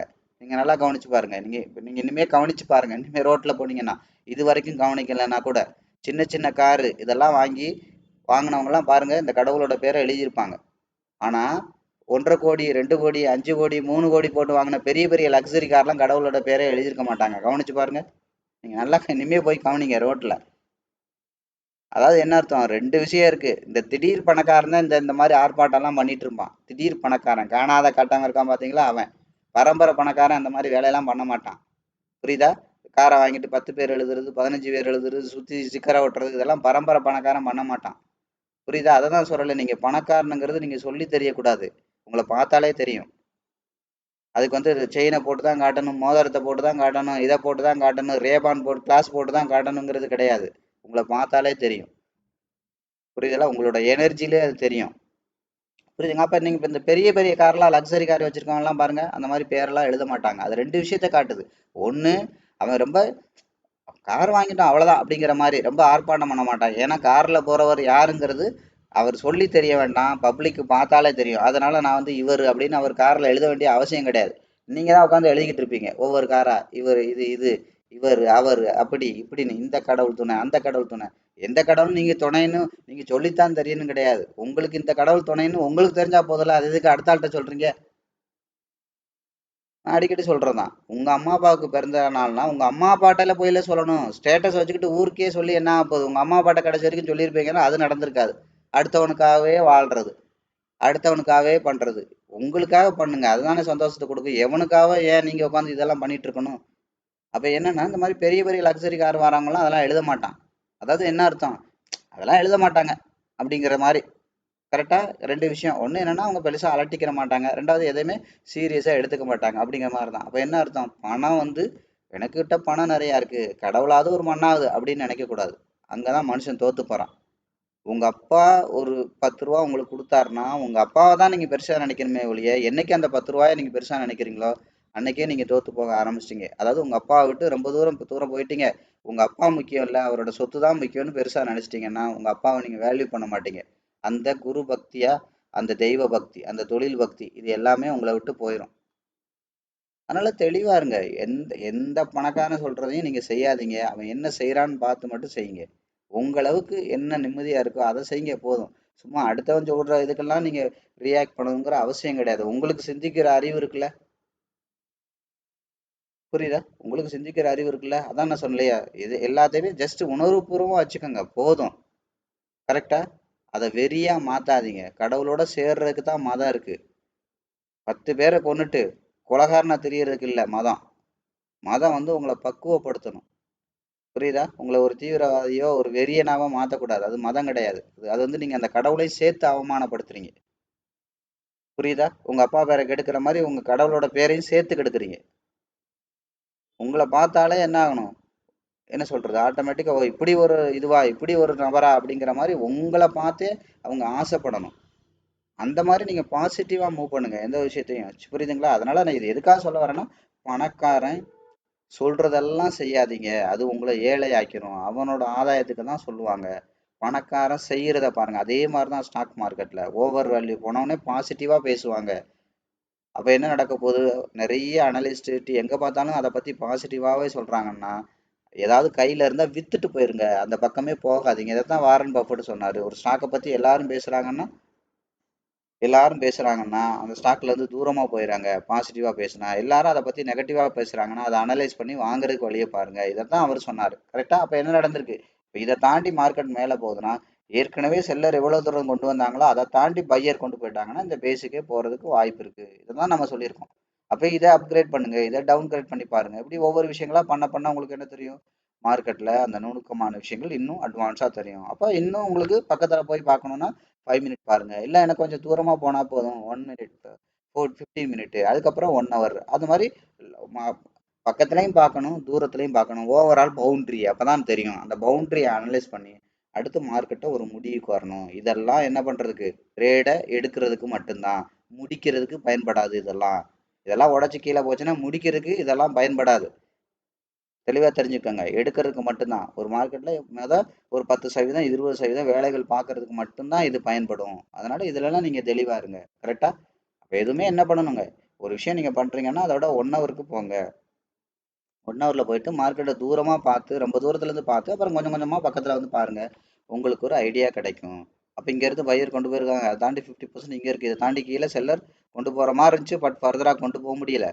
அடுத்து என்ன நடக்குது? மார்க்கெட் இப்போ மேலே போகிறாங்க. மேலே போகிறதா இருந்தால் என்ன ஆகும்? இதை கொண்டு போக முடியலன்னா என்ன நடக்கும்? செல்லர் கொண்டு வந்த தூரத்தில் 50% அளவுக்கு செல்லர் இதுக்கு மேலே கொண்டு போக முடியல அப்படின்னா என்ன அர்த்தம்? செல்லர் வீக் ஆயிட்டாங்க. அப்போ செல்லர் வீக் ஆனால் என்ன நடக்கும்? பையர் ஸ்ட்ராங் ஆவாங்க. அப்போ பையர் ஸ்ட்ராங் ஆனால் என்ன நடக்கும்? செல்லர் எவ்வளோ தூரம் கொண்டு வந்தாங்களோ அதோட 50% அளவுக்கு அது கொண்டு போவாங்க. இதான அர்த்தம். சிம்பிளாக புரிஞ்சுக்கோங்க. புரியுதுங்களா? எதையுமே போட்டு குழப்பமா வச்சுக்காதீங்க. எதையுமே எளிமையாக வச்சுக்கோங்க. புரியுதா? எளிமையா ஒரு விஷயத்த புரிஞ்சுக்கிட்டவங்க ஜெயிச்சிருவாங்க. அதான் நான் சொன்னேன், அதிபுத்திசாலிக்கு தொழில்ல இடம் இல்ல, மார்க்கெட்ல இடம் இல்ல. அவன் போட்டு குழப்பி குழப்பி குழப்பி குழப்பி என்ன பண்ணுவான்? மொத்தத்துல குழப்பிட்டே போயிடுவான். எல்லாத்தையும் மொத்த முதலையும் குழப்பிக்கிட்டே காலியா காலியா போயிடும். வளர மாட்டான். அதான் சொல்றேன், அழி புத்திசாலிக்கு தொழில்ல இடம் இல்ல. நீங்க நல்லா பாருங்க. இதெல்லாம் கசப்பான உண்மை. ஆனா உண்மை அதுதான். நீங்க உங்க உங்க கிளாஸ்மேட்டே நீங்க எடுத்துக்கோங்க. உங்களோட சேர்த்து படிச்ச 50 பேர் பாருங்க. லாஸ்ட் பெஞ்ச் ஸ்டூடெண்ட்லாம் நல்ல நிலைமைக்கு வந்திருப்பாங்க. இந்த ஃபர்ஸ்ட் பெஞ்ச் எல்லாம் சொல்லிக்கிற அளவுக்கு இருப்பாங்க. ஆனா ரொம்ப சொல்லிக்கிற அளவுக்குலாம் இருக்க மாட்டாங்க. அதுவுமே என்ன பண்ணுவாங்க தெரியுமா? எவன்கிட்டயாவது போய் வேலைக்கு தான் இருப்பாங்க. சம்பளம் சொல்லுவான் 2 லட்சம் 3 லட்சம் 5 லட்சம்னு. என்னத்த சொல்லி என்ன பண்ண? நீ வேலைக்கு தானே இருக்க, நீ ஓனர் கிடையாதுல்ல. ஏதோ படத்துல சொல்ற மாதிரி, நீ ஓனர் கிடையாதுல்ல. அதே மாதிரிதான். கரெக்டா? ஒண்ணா இன்னொருத்தனுக்கு விக்கிறதுங்கிறது என்ன பெரிய, என்ன அதுல என்ன பெருமைப்படுறதுக்கு என்ன இருக்கு? மேய்க்கிறது எருமை, இதுல என்னத்த பெருமைங்கிற மாதிரி. நீ உன்னோட சுதந்திரத்தை இன்னொருத்தனுக்கு காசுக்கு விக்கிற, அது வருத்தப்பட வேண்டிய விஷயம் தானே. அதுல பெருமைப்படுறதுக்கு என்ன இருக்கு? ஆனா இந்த லாஸ்ட் பெஞ்ச் ஸ்டூடெண்ட்ஸ் எல்லாம் பாருங்க, அவங்க தான் பெரிய கவுன்சிலரா இருப்பாங்க. சதுர செயலாளர், வட்ட செயலாளர், அந்த மாதிரி நல்ல நல்ல இது வச்சிருக்கேன், தொழில் பண்றேன், அதை பண்றேன், இதை பண்றேன், அந்த பிசினஸ் பண்றேன், இந்த எல்லாருமே பாத்தீங்கன்னா அவங்க தான் இருப்பாங்க. இதுதான் கசப்பான உண்மை. கரெக்டா? நம்ம நினைப்போம் மார்க்கெட்ல வந்து, ஐ மீன் சாரி, மார்க்கெட்ல இல்ல, ஒழுங்கா படிக்காதவனா ஒழுங்கா வாழ்க்கையில முன்னேற மாட்டான், அப்படிலாம் கிடையாது. நம்ம நினச்சிக்கிற வேண்டியதுதான். அப்படிலாம் கிடையாது. அது மாதிரி அதிபுத்திசாலி தான் ஜெயிப்பான்னு நம்ம நினச்சிட்டு இருப்போம். அதெல்லாம் கிடையாது. அதிபுத்திசாலிலாம் தோத்து தான் போவான் மார்க்கெட்டில். நான் தான் சொல்கிறேன், அதிபுத்திசாலித்தனத்துக்குலாம் இங்கே வேலை இல்லை. நீங்கள் உட்காந்து தியரியாக நிறையா படிச்சீங்கன்னா தோத்து தான் போவீங்க. சிம்பிளாக வச்சுக்கிட்டு அதை நீங்கள் எந்த அளவுக்கு ப்ராக்டிஸ் பண்ணுறீங்களோ அந்த அளவுக்கு தான் உங்களோட சைக்காலஜிக்கல் ஃபிட்னஸ் வளரும். உங்களோட ஃபிட்னஸ் வளர வளர வளர வளர தான் நீங்கள் அடுத்தடுத்த உயரத்துக்கு போவீங்க. உங்களோட ஃபிட்னஸ் வளர்ந்துருச்சுன்னா மார்க்கெட்டே சொல்லி கொடுக்கும், இதை நீ இந்த அளவுக்கு பண்ணா போதும், இந்த அளவுக்கு பண்ணா போதும், இந்த அளவுக்கு பண்ணா போதும். அதனால தான் அடிக்கடி சொல்லுவாங்க, தெரியாத விஷயத்த 100 தெரிஞ்சுக்கிறத விட தெரிஞ்ச ஒரு விஷயத்த சீரியஸாக ஃபாலோ பண்ணா அது நல்ல நிலைமைக்கு கூட்டிட்டு போயிருங்கிறது அதுதான். அதனால தான் படிச்சவன் என்ன பண்றான், எனக்கு எல்லாம் தெரியும்னு ஒண்ணுமே கடைசியில ஒன்னுத்துலயுமே ஃபோக்கஸ் பண்ண மாட்டேங்கிறான். ஒருத்தன் வேலைக்கு இருக்கிறதோட வாழ்க்கையை முடிச்சிடறான். படிக்காதவன் எனக்கு எதுவுமே தெரியாதுன்னு எல்லாத்தையும் தெரிஞ்சுக்கிட்டு தேவையான அளவுக்கு, அதுக்காக எல்லாம்னா மறுபடியும் போய் எம்பிஏ படிக்கிறது இல்லை, தேவையான அளவுக்கு ஸ்ட்ராங்கா தெரிஞ்சுக்கிட்டு அதை பிடிச்சிக்கிட்டு மேல மேல வந்துடுறாங்க. அதனாலதான் இன்னைக்கு உலக லெவல்லையும் சரி எங்கேயுமே சரி நல்லா படிச்சவங்களோட அதிகப்படியான drop out, school college drop out வந்து பாத்தீங்கன்னா அதிகப்படியான உயரத்துக்கு போயிருக்காங்க. உலகத்திலே நல்லா படிச்சவனுக்கு கூட வேலை கொடுக்குற நபரா அவங்க மாறி இருக்காங்க. இதுதான் யதார்த்தம். அதனால ஒரு தொழிலோட யதார்த்தம் தெரிஞ்சா போதும். நிறைய அதை பத்தி தெரியணும்னு அவசியம் கிடையாது. அதிபுத்திசாலித்தனம் மார்க்கெட்டுக்கு தேவையில்லை. யதார்த்தம் இருந்தா போதும். யதார்த்தம் தெரிஞ்சு நீங்க அதை அப்ளை பண்ண தெரிஞ்சா போதும். அதனாலதான் நான் என்ன சொல்றேன்னா, இதை சிம்பிளா தெரிஞ்சுக்கோங்க. ரொம்ப போட்டு குழப்பிக்காதீங்க. ரொம்ப சிம்பிள். கரெக்டா? அதனால தான் நான் உங்களுக்கு என்ன சொல்றேன், எந்த இடத்துலயும் உங்களுக்கு குழம்பக்கூடாதுன்னா என்ன பவுண்டரி கூட ரெண்டே லைனா பிரிக்கிறேன். 50%க்கு மேல 0, 50, 100 அவ்வளவுதான். அதனால தான் அந்த மாதிரியே நான் பிரிச்சு பிரிச்சு உங்களுக்கு சொல்றேன். ரொம்ப குழம்பாதீங்க. ரொம்பலாம் தேவையில்லை. இதெல்லாம் நாங்க வந்து வரைஞ்சுக்கலாம் இருக்க மாட்டோம். புள்ளி கூட வைக்க மாட்டோம். உங்களுக்கு புரிய வைக்கணுமே அப்படிங்கிறதுனால இதை வந்து வரைஞ்சிக்கிட்டு இருக்கேன். அப்போ அதை அப்கிரேட் பண்ணி பாருங்க, டவுன் கிரேட் பண்ணி வரைங்க. அது ஒரே சார்ட்லையும் வரையலாம், இல்லை அடுத்தடுத்த ஃப்ரேம் டைம் ஃப்ரேம் 1 ஹவர் வந்து 5 மினிட் போயும் வரையலாம், 1 ஹவர் வந்து 4 ஹவர் டே போயிட்டும் அப்கிரேட் பண்ணி வரையலாம், இல்லை இருக்கிற இடத்துல இருந்தும் வரையலாம். இப்போ அதான் நான் சொன்னேன், இங்கேருந்து இங்கே வரைஞ்சேன், செல்லர் கொண்டு வந்தேன், இங்கேருந்து இதுக்கு வரைஞ்சேன், அவ்வளோதான் விஷயம். புரியுதா? இதுக்கு வரைஞ்சேன், இது பாடி விக்கில் நான் வரைஞ்சது. ஏதாவது ஒன்று வரைஞ்சிக்கங்க போதும்.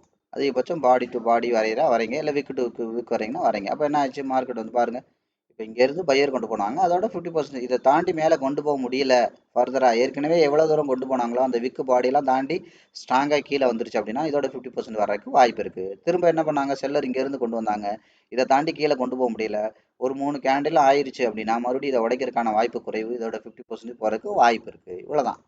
இதை தான் என்ன பண்ணியிருக்கோம், இங்கேருந்து இங்கே வரைஞ்சோம், இங்கேருந்து இங்கே வரைஞ்சோம். இப்போ இன்னும் டவுன் கிரேட் பண்ணி இங்கேயே வரையலாம். இப்போ இங்கேருந்து பையர் கொண்டு போனாங்களா, இப்போ இது வரைக்கும் கொண்டு போயிருக்காங்க. இப்போ இது இன்னும் மேலே தான் போகுதுன்னா என்ன பண்ணக்கூடாது, இதை உடைச்சு மேலே போகணும். இதை உடைக்க முடியாமல் கீழே வந்துச்சுன்னா இந்த பேஸுக்கே வந்துடும். அப்போ புரியுதுங்களா? அப்போ இந்த பேஸ்லேயே வந்து பார்த்தீங்கன்னா இப்போ 50% இருக்குது. இந்த இடத்த உடைக்கிறது மார்க்கெட் சிரமம். அப்போ மறுபடியும் மேலே போகிறதுக்கான ப்ராபபிலிட்டி தான் இருக்குது அப்படின்னு அர்த்தம். இதெல்லாம் இப்போ கரண்ட் செனாரியோ படி உடைக்கக்கூடாது, வரக்கூடாது, போகக்கூடாது அப்படிலாம் யாரும் எழுதி கொடுக்கல. எக்ஸ்பெக்டேஷன், எக்ஸ்பெக்டேஷன் வேற, ரியாலிட்டி வேற. புரியுதுங்களா? எதிர்பார்ப்பு எப்படி வேணாலும் இருக்கும், ரியாலிட்டி வேற மாதிரி இருக்கும். படத்துல சொல்ற மாதிரி தான், எல்லாருக்கும் அஜித் குமார் மாதிரி மாப்பிள்ளை வேணும்னு நினைப்பாங்க, எல்லாருக்கும் அஜித் குமார் மாதிரி மாப்பிள்ளை கிடைக்காது. ரியாலிட்டி வேற மாதிரி இருக்கும். எதிர்பார்க்கலாம் என்ன வேணாலும், ஆனா ரியாலிட்டி அப்படி இருக்காது. மார்க்கெட்ல நம்ம எதிர்பார்க்கிறோம். புரியுதுங்களா? தொழில எதிர்பார்க்க தான் முடியும். நான் சொன்னேன் இல்லையா, நம்ம விதைக்க மட்டும்தான் முடியும், விளையிறது நம்ம கையில இல்லை, அது கடவுளோட கையில இருக்கு. ஆனா கடவுள் யாருக்கும் கடன்காரனா இருக்க மாட்டார். 3 வருஷம் 3 மூடை விதைச்சோம், விளையவே இல்லை. 4வது வருஷம் விளையும் போது 4 மூடு தானப்ப வச்சா, இந்த 4 மூடைன்னு கொடுக்க மாட்டார், 40 மூடை கொடுப்பாரு. புரியுதா? அதுதான் விஷயம். நம்ம வேலையை நம்ம சிறப்பா பண்ணணும். கடவுளோட வேலையை கடவுள் சிறப்பா பண்ணுவார். நம்ம வேலையை நம்ம பண்ணாம இருந்துட்டு தப்பு தப்பா பண்ணிட்டு அறகுறை அறிவோட வச்சுக்கிட்டு மார்க்கெட்டையோ கடவுளையோ குறை சொல்லக்கூடாது. அதுக்கு நம்ம தான் பொறுப்பு 100%. கரெக்டா? சரி, அப்போ என்ன பண்ணுங்க, மார்க்கெட் வந்து இந்த மாதிரி இருக்கிற பவுண்டரியிலே கூட அப்கிரேட் பண்ணி வரீங்க, டவுன் கிரேட் பண்ணி வரீங்க. ஸோ உங்களுக்கு மார்க்கெட்டை பற்றின புரிதல் ஈஸியாக அண்டர்ஸ்டாண்ட் ஆகும். அதே மாதிரி நம்ம என்ன பண்ணலாம், நிஃப்டியும் எடுத்து கொஞ்சம் அனலைஸ் பண்ணி பார்த்துக்கலாம். நிஃப்டி சார்ட்டை பார்த்தாலே ஒரே தலைவலி. கரெக்டா? ஸோ இப்போ நீங்கள் என்ன பண்ணுங்க, நான் ஏற்கனவே சொன்ன மாதிரி இப்படி ஃபுல்லாக இதை கனெக்ட் பண்ணிக்கோங்க, அவ்வளோதான். இதை கனெக்ட் பண்ணிக்கோங்க, அவ்வளோதான். உங்களுக்கு மார்க்கெட்டை பற்றி ஒரு ஐடியா கிடைக்கும். சரியா? அப்போ ஏற்கனவே செல்லர் எங்கேருந்து கொண்டு வந்தாங்க, இங்கேருந்து இவ்வளோ தூரம் கொண்டு வந்தாங்க, இதை தாண்டி கவனிங்க, இதை தாண்டி 50% தாண்டி பையர் கொண்டு போயிட்டாங்கன்னா இதோட பேஸுக்கு போகிறதுக்கு வாய்ப்பு இருக்குது. இப்போ நீங்கள் என்ன பண்ணுங்கள், இதே இதில் இந்த பேஸுக்கு பையர் கொண்டு போன தூரம் வரைக்கும் வரீங்க. கவனிங்க, இப்போ இவ்வளோ தூரம் கொண்டு போயிட்டு கவனிங்க, 1 ஹவரை பொறுத்த வரைக்கும் என்ன நடந்திருக்கு, இவ்வளோ தூரம் கொண்டு போயிட்டு இந்த பாடி விக்கு நோக்கி இப்போ மார்க்கெட் வந்துட்டு இருக்கு. இந்த பேஸுக்குள்ள விக்கு பாடி வரலாம், இதை தாண்டி பாடி வந்துச்சுன்னா மார்க்கெட் இன்னும் மேலே போகிறதுக்கு வாய்ப்பு இருக்கு. அப்போ இது மேலே போகணும்னா என்ன பண்ணணும், அடுத்து எங்கே போகிறதுக்கு வாய்ப்பு இருக்கு, அடுத்த பவுண்டரி அப்கிரேட் பண்ணி வரீங்க, ரீசெட் பண்ணுங்க. கண்ணுக்கு தெரிஞ்சு எங்க செல்லர் ஏற்கனவே எங்க இருந்து எங்க கொண்டு வந்திருக்காங்க, இங்க இருந்து ஆல்மோஸ்ட் இது ரெண்டும் ஒன்று தான் நினைக்கிறேன். நீங்கள் மெஷர் பண்ணி வரீங்க சும்மா. இங்கே இருந்து செல்லர் இங்கே கொண்டு வந்தாங்க, அப்போ இதோட 50% கீழே இதை தாண்டி கொண்டு போக முடியல. ஸோ 50% போகிறதுக்கு வாய்ப்பு இருக்குது. அப்போ என்ன அர்த்தம், இங்கேயே கொண்டு வந்துட்டாங்க. தெரியுதுங்களா? இங்கே 1 ஹவர் அண்ட் தென் 1 ஹவரோட பேஸ் இருக்குது. அதுமாரி 4 ஹவரோட 50% இருக்குது. அதான் நான் சொன்னேன், ஒன்றுக்கு ஒன்று இன்டர் கனெக்டட் தான். கரெக்டாக? ஸோ அதுக்கப்புறம் என்ன பண்ணுங்கள், இதை தாண்டி அப்கிரேட் பண்ணால் என்ன பண்ணுறோம், டேக்கு போகிறோம். அப்போ டேலையும் அந்த இடத்துல தான் இருக்குது. ரீசெட் பண்ணி பாருங்கள், அந்த இடத்துல தான் இருக்குது. அப்போ என்ன பண்ணலாம், அடுத்து வந்து இதுக்கப்புறம் வீக்லி போங்க. வீக்லி போகலாம், இல்லை அதுக்கு தகுந்த பவுண்ட்ரி இல்லைன்னா சரி நீங்கள் என்ன பண்ணலாம், சப் பவுண்ட்ரி எடுத்து மார்க்கெட்டை அனலைஸ் பண்ணலாம். கரெக்டாக கவனிங்க, சப் பவுண்ட்ரி எடுங்க. இப்போ நீங்கள் இதிலே வந்து பார்த்தீங்கன்னா என்ன பண்ணுங்க, ஆட்டோமேட்டிக்காக ஒரு 4 ஹவர் என்ன இருக்கோ அதை உடச்சி பாருங்க. அதானே அர்த்தம், அதானே சப் பவுண்ட்ரி. அப்போ இங்கே இருக்குது, இதை தாண்டி போகிறதுக்கு வாய்ப்பு இல்லைன்னா முதல்ல அப்போ என்ன பண்ணலாம், இதோட 75 வரீங்க, அப்போ இந்த இடத்துக்கு வர்றதுக்கு வாய்ப்பு இருக்குது. இப்படி நீங்கள் பண்ணலாம், ஒவ்வொரு விஷயமா பண்ணலாம். சரியா? அடுத்து என்ன பண்ணுறோம், இதை மைனர் பண்ணி அப்போ கீழே வர்றதுக்கு எங்கெல்லாம் இருக்குது, டவுன் கிரேட் பண்ணி வரீங்க. அப்போ 1 ஹவரோட பையர் கொண்டு போன தூரம் இது. அப்போ இதை தாண்டி இங்கே கொண்டு வரக்கூடாது, இங்கே கொண்டு வந்தால் இந்த பேசிக்கே வந்துடலாம். இப்போ இன்னும் டவுன் கிரேட் பண்ணி வரீங்க 15 மினிட். 15 மினிட்டுக்கு நீங்கள் வரைஞ்சிங்கன்னா அப்போ என்ன பண்ணக்கூடாது, இன்னும் ஷார்ட்டாக ரீசெட் பண்ணிக்கோங்க. கண்ணுக்கு தெரிஞ்சு லோ எங்கே இருக்குது, இங்கே இருக்குது. அப்போ இங்கேருந்து இங்கேன்னா அப்போ இங்கே கொண்டு வரக்கூடாது. இந்த 75லாம் வேண்டாம். எப்போவுமே சப் பவுண்ட்ரி தேவைப்பட்டால் வரைங்க. இங்கே இருக்குது, அப்போ இங்கே வரக்கூடாது. அப்போ இதை தாண்டி வந்தாங்கன்னா மார்க்கெட் என்ன நடக்குது, திரும்ப இங்கே வந்துடுறதுக்கு வாய்ப்பு இருக்குது. முதல்ல இங்கே வரதுக்கு வாய்ப்பு இருக்குது. அப்போ இதை என்ன பண்ணணும், கவனிங்க. இங்கேருந்து இங்கே கொண்டு வந்தாங்க, இதோட 25 வரைக்கும் கொண்டு வந்தாங்களே, கொண்டு வந்துட்டு இப்போ கீழே கொண்டு வர முடியாமல் மேலே கொண்டு போகிறாங்க. அப்போ என்ன நடக்குது, இந்த பேஸுக்கு வர்றதுக்கு வாய்ப்பு இருக்குது. இந்த பேஸை உடச்சி அவுட் சைடு வச்சாங்கன்னா அடுத்து என்ன இருக்குது, மேலே 4 ஹவரோட 75 இருக்குது. Long term boundary. அதான் என்ன அர்த்தம், இப்போ 4 ஹவரோட மிட் டேர்மில் மார்க்கெட் நிற்குது, லாங் டேர்ம் பவுண்ட்ரிக்கு மார்க்கெட் போயிடும். இதுதான் கணக்கு. சரி, அடுத்து என்ன பண்ணுங்கள், ஆட்டோமேட்டிக்காக 5 மினிட் வாங்க. இன்னும் டவுன் கிரேட் பண்ணி வரீங்க. 5 மினிட் வரைஞ்சிங்கன்னா இன்னும் இங்கே இருக்குது. அப்போ என்ன அர்த்தம், இப்போ செல்லர் பையர் எங்கேருந்து எங்கே கொண்டு போனாங்களோ அதுக்கு வரீங்க. அப்போ என்ன பண்ணக்கூடாது, இந்த இடத்துக்கு மார்க்கெட் கொண்டு வரக்கூடாது. அப்போ ஏற்கனவே இந்த இடத்துல எல்லாம் இருக்குது, தெரியுதா உங்களுக்கு? இந்த இடத்துக்கு கொண்டு வரக்கூடாது. அதிகபட்சம் வந்தால் இங்கே இந்த பவுண்டரிக்குள்ளே வரலாம், மேலே போயிடும். இல்லை இதை உடச்சா மட்டும்தான் பேஸுக்கு வரும். இன்னும் டவுன் கிரேட் பண்ணி வரைஞ்சிங்கன்னா 1 மினிட். அவ்வளோதான் விஷயம். சும்மா வளவளன்னு நிறைய வராங்க. இங்கேருந்து பையர் இங்கே வரைக்கும் கொண்டு போயிருக்காங்க. இப்போ பாருங்கள் இங்கே இருக்குது. இப்போ உங்களுக்கு கிளியராக தெரியுதா? இப்போது 1 மினிட் எடுத்தாலே ஸ்ட்ராங்கான பவுண்டரி தெரியுது பாருங்க. அப்போ 1 மினிட் அளவுலே மார்க்கெட் இந்த ஏரியாவுக்கு வந்துச்சுன்னா இது அண்டர் வேல்யூவாக இருக்க வாய்ப்பு இருக்குது. கரெக்டாக? இப்படி நீங்கள் அவ்வளோதான் கம்ப்ளீட் பவுண்டரியை வரைஞ்சிட்டிங்கன்னா மார்க்கெட் தூரம் தூரமாக போனீங்கன்னா உங்களுக்கு என்ன தெரியும், கிளியராக இங்கே தெரியும். அந்த மேஜராக இருக்க அந்த 50% நீங்கள் ஃபாலோ பண்ணாலே மார்க்கெட் தெரிஞ்சிடும். இப்போ இந்த ஏரியாங்கிறது பாருங்கள், 1 2 3 4 5 6 கிட்டத்தட்ட இவ்வளவு பேஸ் இருக்குது மார்க்கெட்டில். அப்போ இதை உடைக்கிறது சாதாரண விஷயம் இல்லை. உடைச்சதுன்னா இவ்வளவு எம்டி ஸ்பேஸ் இருக்குது, சரசரன்னு இங்கே வந்துடும். அதை பார்க்கணும். இப்படிதான் மார்க்கெட்டை நீங்கள் அனலைஸ் பண்ணணும். கரெக்டாக? இங்கே வராது போகாது அப்படிலாம் நீங்களா சொல்லிட்டு உட்காந்துருக்க கூடாது. இங்கே வராது, அங்கே போகாது, இங்கே இப்படி நினைச்சேன் கதையே பேசக்கூடாது. புரியுதா? நீங்கள் நினைக்கிறதெல்லாம் மார்க்கெட்டில் நடந்தால் நீங்கள் ஏன் இப்படி உட்காந்துருக்க போகிறீங்க? அதெல்லாம் நடக்காது. புரியுதுங்களா? நீங்கள் நினைக்கிறதே தப்பாக இருக்குது, அப்புறம் எங்கிட்ட நடக்கும். நீங்களே நினச்சா பணக்காரனுக்கு தெரியாதா, ஓ இந்த இடத்துல இவன் இப்படி தான் நினைக்கிறான்னு? உங்கள் எல்லாரோட ஸ்டாப் லாஸையும் அவன் பார்க்க முடியும். நல்லா தெரிஞ்சுக்கோங்க. நான் இதான் அடிக்கடி சொல்கிறது, ஸ்டாப் லாஸ்ன்னு போடுறீங்களா, நீங்கள் எவனை கவுக்குறதுக்கு ஸ்டாப் லாஸ் போடுறீங்களோ அவனே அந்த ஸ்டாப் லாஸை பார்க்க முடியல, நீ எப்படியா ஜெயிப்பேன்னு கேட்பேன். கரெக்டாக? உங்களுக்கு தெரியாது உங்கள் ஸ்டாப் லாஸ் என்னன்னு, உங்களுக்கு மட்டும்தான் தெரியும் நினைக்கிறீங்க. இந்த உலகத்தில் உள்ள அத்தனை பேரோட ஸ்டாப் லாஸும் ஒரு பணக்காரன் ஒரு இடத்துல உட்காந்துட்டு பார்க்க முடியும். அப்போ நீங்கள் நல்லா யோசிச்சு பாருங்கள், ஒருத்தனை அடிக்க போகிறீங்கன்னா அந்த நீங்கள் அடிக்க போகிறவனுக்கு நீங்கள் 10 பேரோட வர்றீங்க, கையில் கத்தி அருவாலாம் வச்சுக்கிட்டு வரீங்கன்னு அவனுக்கு தெரிஞ்சிச்சுன்னா அட்வான்ஸாக நீங்கள் போய் சேர்றதுக்கு முன்னாடி அவன் 50 பேரை ரெடி பண்ணிக்க மாட்டானா? அவன் முட்டாளா? யோசிங்க. இந்த லட்சணத்தில் தான் இருக்குது நீங்கள் பண்ணுற ட்ரேடு. ஸ்டாப் லாஸ் வச்சா சரியாகும். எப்படி சரியாகும்? ஸ்டாப் லாஸ் வச்சா சரியாகாது. உங்கள்கிட்ட இருந்து அவனுக்கு தான் லாபம் போகும். எப்படி லாபம் உங்களுக்கு சரியாகும்? சரியாங்கிறது என்னது, உங்களுக்கு லாபம் வரணும், அதானே சரியாகிறது.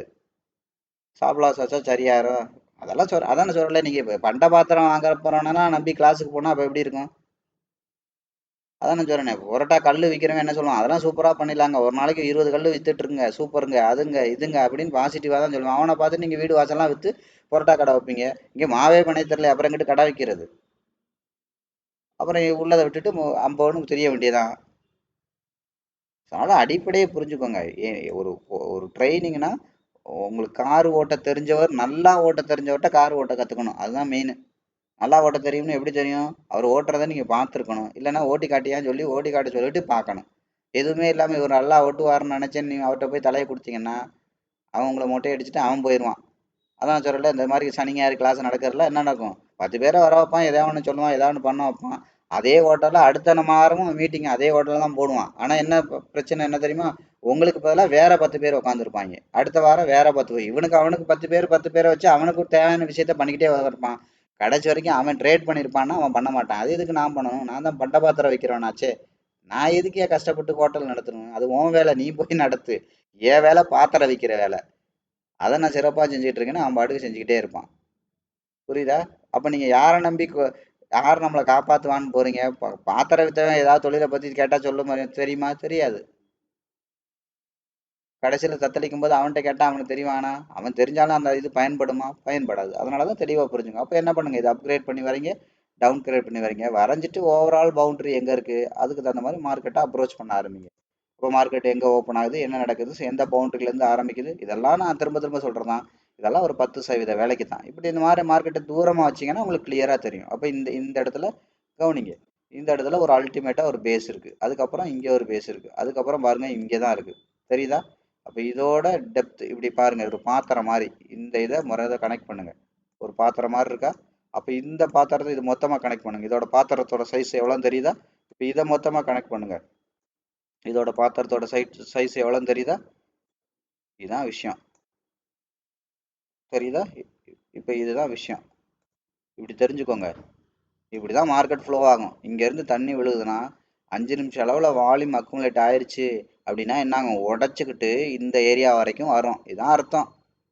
வால்யூம் மார்க்கெட்டுக்குள்ள விழுக விழுக என்ன ஓவர் ஃப்ளோ ஆகி இது நிறையும். இது நிறைஞ்சிச்சு, இதோட மார்க்கெட் இதோட பவுண்டரியை காலி பண்ணிருச்சுன்னா அடுத்து இங்க தான் வரும். இந்த பவுண்டரி இந்த பாத்திரத்தை நிறைக்கும். இதுக்கு பேர் தான் அக்குமுலேஷன். அதுக்கப்புறம் என்ன ஆகும்? இதுவும் நிறைஞ்சுன்னா ஓவர் ஃப்ளோ ஆகி அடுத்து இந்த பாத்திரத்தை நினைக்கும். இப்படிதான் மார்க்கெட்டு. இதை புரிஞ்சுக்கோங்க. சும்மா உட்காந்துக்கிட்டு இப்படிதான் பெரிய பணக்காரன் வருவான். இதெல்லாம் ரீட்டைலர், இதெல்லாம் பெரிய பணக்காரன், இன்னும் பெரிய பணக்காரன், இன்னும் இப்படிதான் வருவாங்க. பெரிய பெரிய ஜாம்பான்கள்லாம் வந்து நிறைய உள்ள வருவானுங்க. புரியுதா? அப்ப என்ன அர்த்தம்? இந்த இந்த பைய தூக்கிட்டு நீங்க போறீங்க.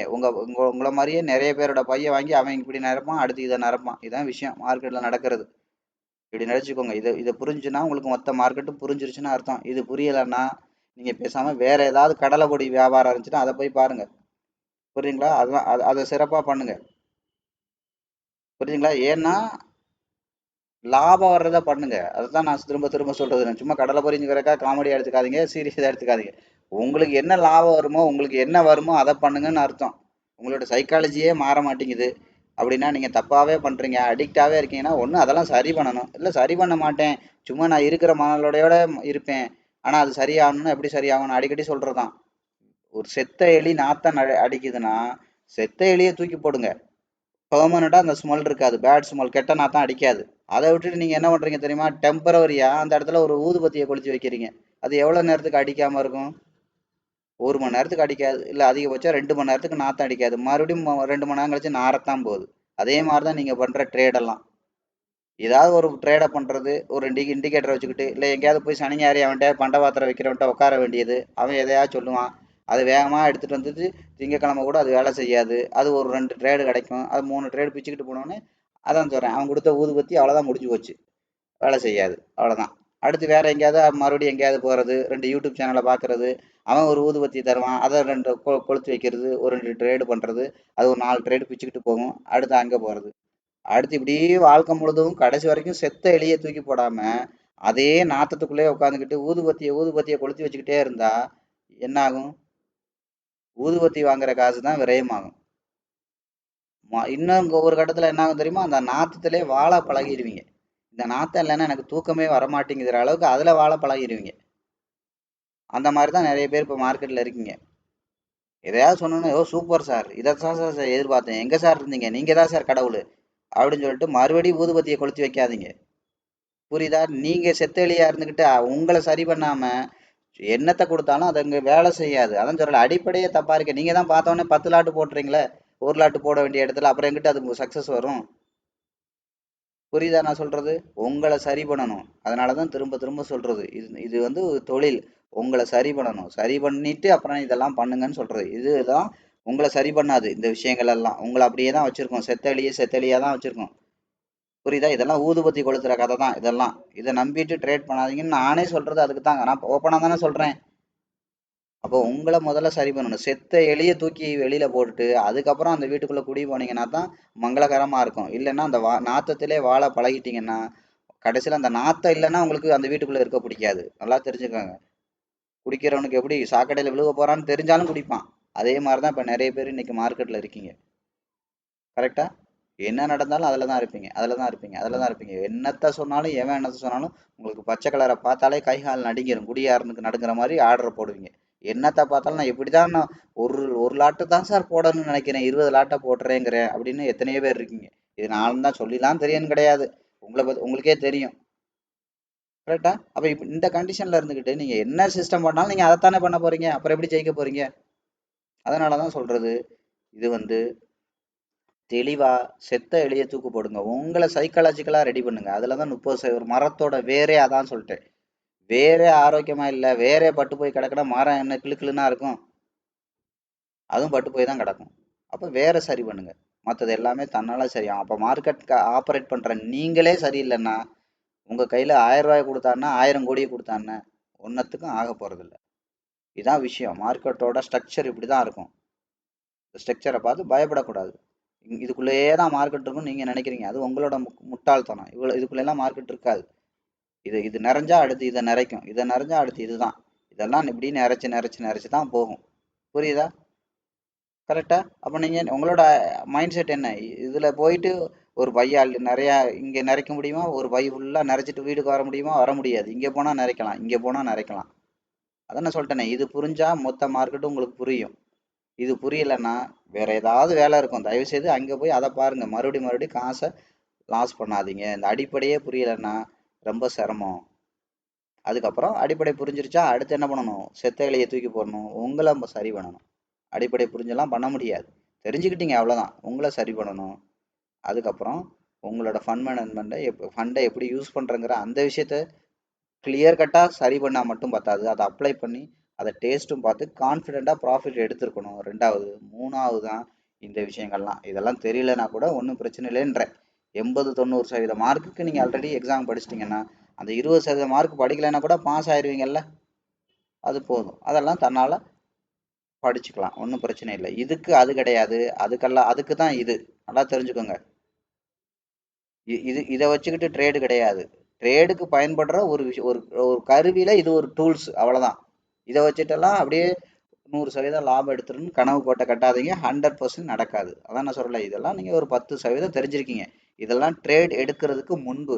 ட்ரேட் எடுக்க வேண்டிய இன்னும் 90% விஷயங்கள் இருக்கு. அதுல ரொம்ப முக்கியமானது உங்களை சரி பண்றது, உங்களோட சைக்காலஜிக்கல் ஃபிட்னஸ் கொண்டு வர்றது. உங்களை சரி பண்ணலைன்னா நல்ல விஷயமே நீங்க தெரிஞ்சாலும் உங்களால ப்ராஃபிட் எடுக்க முடியாது. நான் தான் சொல்றேன், சேலஞ்ச் பண்ணியே சொல்றேன்.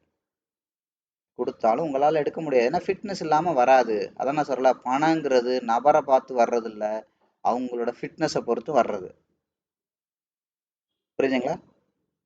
நீங்க நினைச்சுக்கிறது தான். இவன் எல்லாம் எங்க வாழ்க்கையில தேர போறான்னு அவன் தான் தேருவான். ஏன்னா ஏன் தெரியுமா? அதான் நான் சொன்னால ஏற்கனவே சொல்றதான். அந்த யதார்த்தம் தெரிஞ்சவன் அதுல பணம் சம்பாதிச்சுட்டு போயிட்டே இருப்பான். எல்லாம் தெரிஞ்சவன் சம்பாதிக்க மாட்டான்.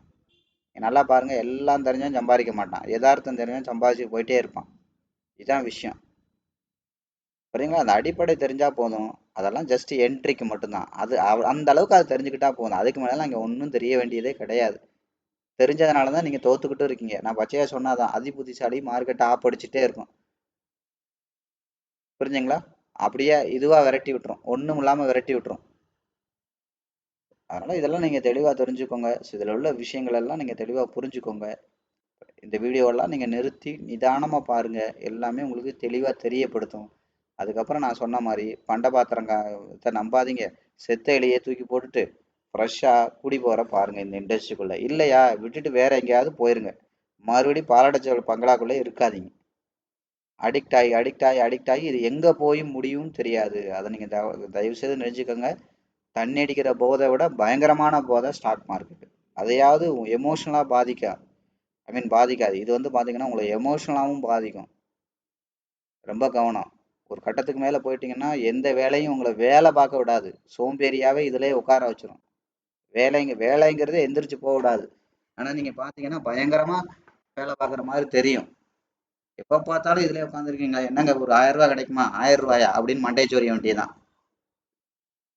புரியுதா? எப்ப பார்த்தாலும் சிஸ்டம்ல இருக்க வச்சிரும். ஆனா ஒன்னத்துக்கும் ஆகாது. அதான் நான் சொன்னேன்ல, பென்சில் கூட வாங்கி கொடுக்க முடியாது உங்க பிள்ளைக்கு. அப்புறம் எங்கிட்ட 1000 ரூபாய் கொடுக்கறது. புரியுதா?